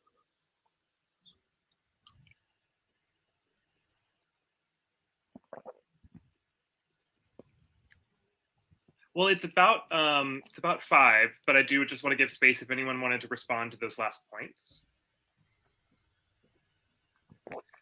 Well, no thank response. You all so much. Yeah, this I've been looking forward to this for many months, and it did not disappoint. So thank you all so much for your time and your thoughts, and whatever other word you would use for this kind of relationship. So thank you. All right, guys, that is all we have for Socialism Saturday. Congratulations on making it to the very end. It was an eventful Socialism Saturday. I'm going to need to go decompress and have some feelings about that. I always find it particularly telling when we watch the family abolition stuff, because it is off the chain insane. But the reason that I watch so much of the family abolition stuff is because they really do spill the beans in the family abolition stuff. Some of the other socialism stuff we watch, it's kind of like they waffle a little bit. No. The family abolition stuff, they tell you exactly what they're doing. But guys, I just do want to remind everyone that we are having movie night tomorrow in my supporter Discord. If you're not in my supporter Discord, I will tell you how to get into it in a second. We are doing extremely regular movie nights. Next week, we're going to be watching Poltergeist. I already know that one. This week, my locals community voted on what movie we were going to watch, and they voted for The Thing. I've never seen The Thing, And so I'm really excited to see it tomorrow with my locals. Like, I love movie night. We have great discussion on movie night. You get tidbits, you get trivia about the movie, you get to hang out. We are starting at 8 p.m. Eastern time tomorrow to watch The Thing. And yeah, Casey, I love Poltergeist too. Poltergeist is a great movie. Poltergeist can be next week. The original, not the remake, the original only. That's how we do it on movie night. But if you want to join my supporter Discord, you've got a couple of different options. Number one, you can become a member on my Patreon. My Patreon has options ranging from $5 a month all the way up to $250 a month, depending on what perks you want. And you can get some cool swag in my Patreon. But if you don't like Patreon, and I totally understand why some of you wouldn't, we also have the other option of locals. Locals you can join for $5 a month, $50 a year. You can make a one-time gift. All of those options are going to get you into movie night tomorrow. You can also become a paid supporter on one of my Substacks. All of my Substack articles are free. So I don't charge anything to read the Substack articles, but if you want access to the supporter Discord, you do need to become a paying member on one of the platforms that I accept payment on to support the work I'm doing. But really, the one I want to encourage you for is this. My Schools Exposed Indiegogo campaign is wrapping up on Monday. Now, there will still be opportunities to fund it after Monday because Indiegogo goes into like a latent fundraising period. So you will still have options after Monday. So don't freak out if you're like, I need to wait until I get paid on the 1st. Don't freak out. But everyone who supports my Indiegogo campaign will be invited to join my supporter Discord. It is one of the ways you can get in. And I'm doing a special for the last couple days of my fundraising campaign. I've already hit the mark. I'm at 142% of goal. So my Schools Exposed program to train 10,000 parents how to find out what the schools are teaching their kids will launch on schedule in January. I have a plan. I'm already developing it. I've been working on it for a while. It will launch in January. However, this weekend only, up through the end of the initial crowdfunding campaign, everyone who makes a gift of $50 or more will support what I will donate a scholarship for parents who need it to be able to join the program when it launches. I'm going to be charging a one-time fee of $99 to join the program for like a lifetime join. Once it launches, that goes to pay for the technology, because these things cost money. It also goes to pay for the time that I'm going to have to spend both being the administrator for the program, updating the program, keeping it up to date, building community around the program. It doesn't happen on its own. It does have to happen, with my effort. And so this all goes to support that work. It goes to support the activism I'm doing in this area. So there will be a one-time $99 charge once it launches. But I never want money to be a reason that people don't sign up for this stuff. And I know it's a little tough right now for a lot of people. And so I am personally going to donate a scholarship for every single gift I get $50 or above over the next 2 days. You will donate a scholarship that some family can use to be able to join the program. So you can find the information on that in the description below. You can also find it on Indiegogo by searching for Schools Exposed. I really want to thank everyone, my 123 backers who have supported the program so far. I'm so, so grateful. I really think that this is going to be one of the most important things I do. I think that this is a game changer. I am committed to getting 10,000 parents through this program in the next couple of years. I'm committed to creating community around this program to help parents empower themselves with information to fight back against what the schools are doing. Because everything that we watch tonight is being implemented through the schools right now. I'm not joking about that. And so if you want to support the work I'm doing, might I recommend that you donate to the Schools Exposed program. Tom J., our final super chat for the night. I'll try not to get too crass if I show up for Thing. I push it sometimes. We'll also donate if more is needed. Tom J., don't worry about being crass. What movie did you join us for? Was it The Crow or was it Demolition Man? You are just fine, Tom J. We enjoyed having you in the group, and we do hope you come tomorrow night for the Thing in the supporter Discord. Guys, I will look forward to seeing you then. For right now, mount that like button on the way out the door. I hope you enjoyed Socialism Saturday. Have a great rest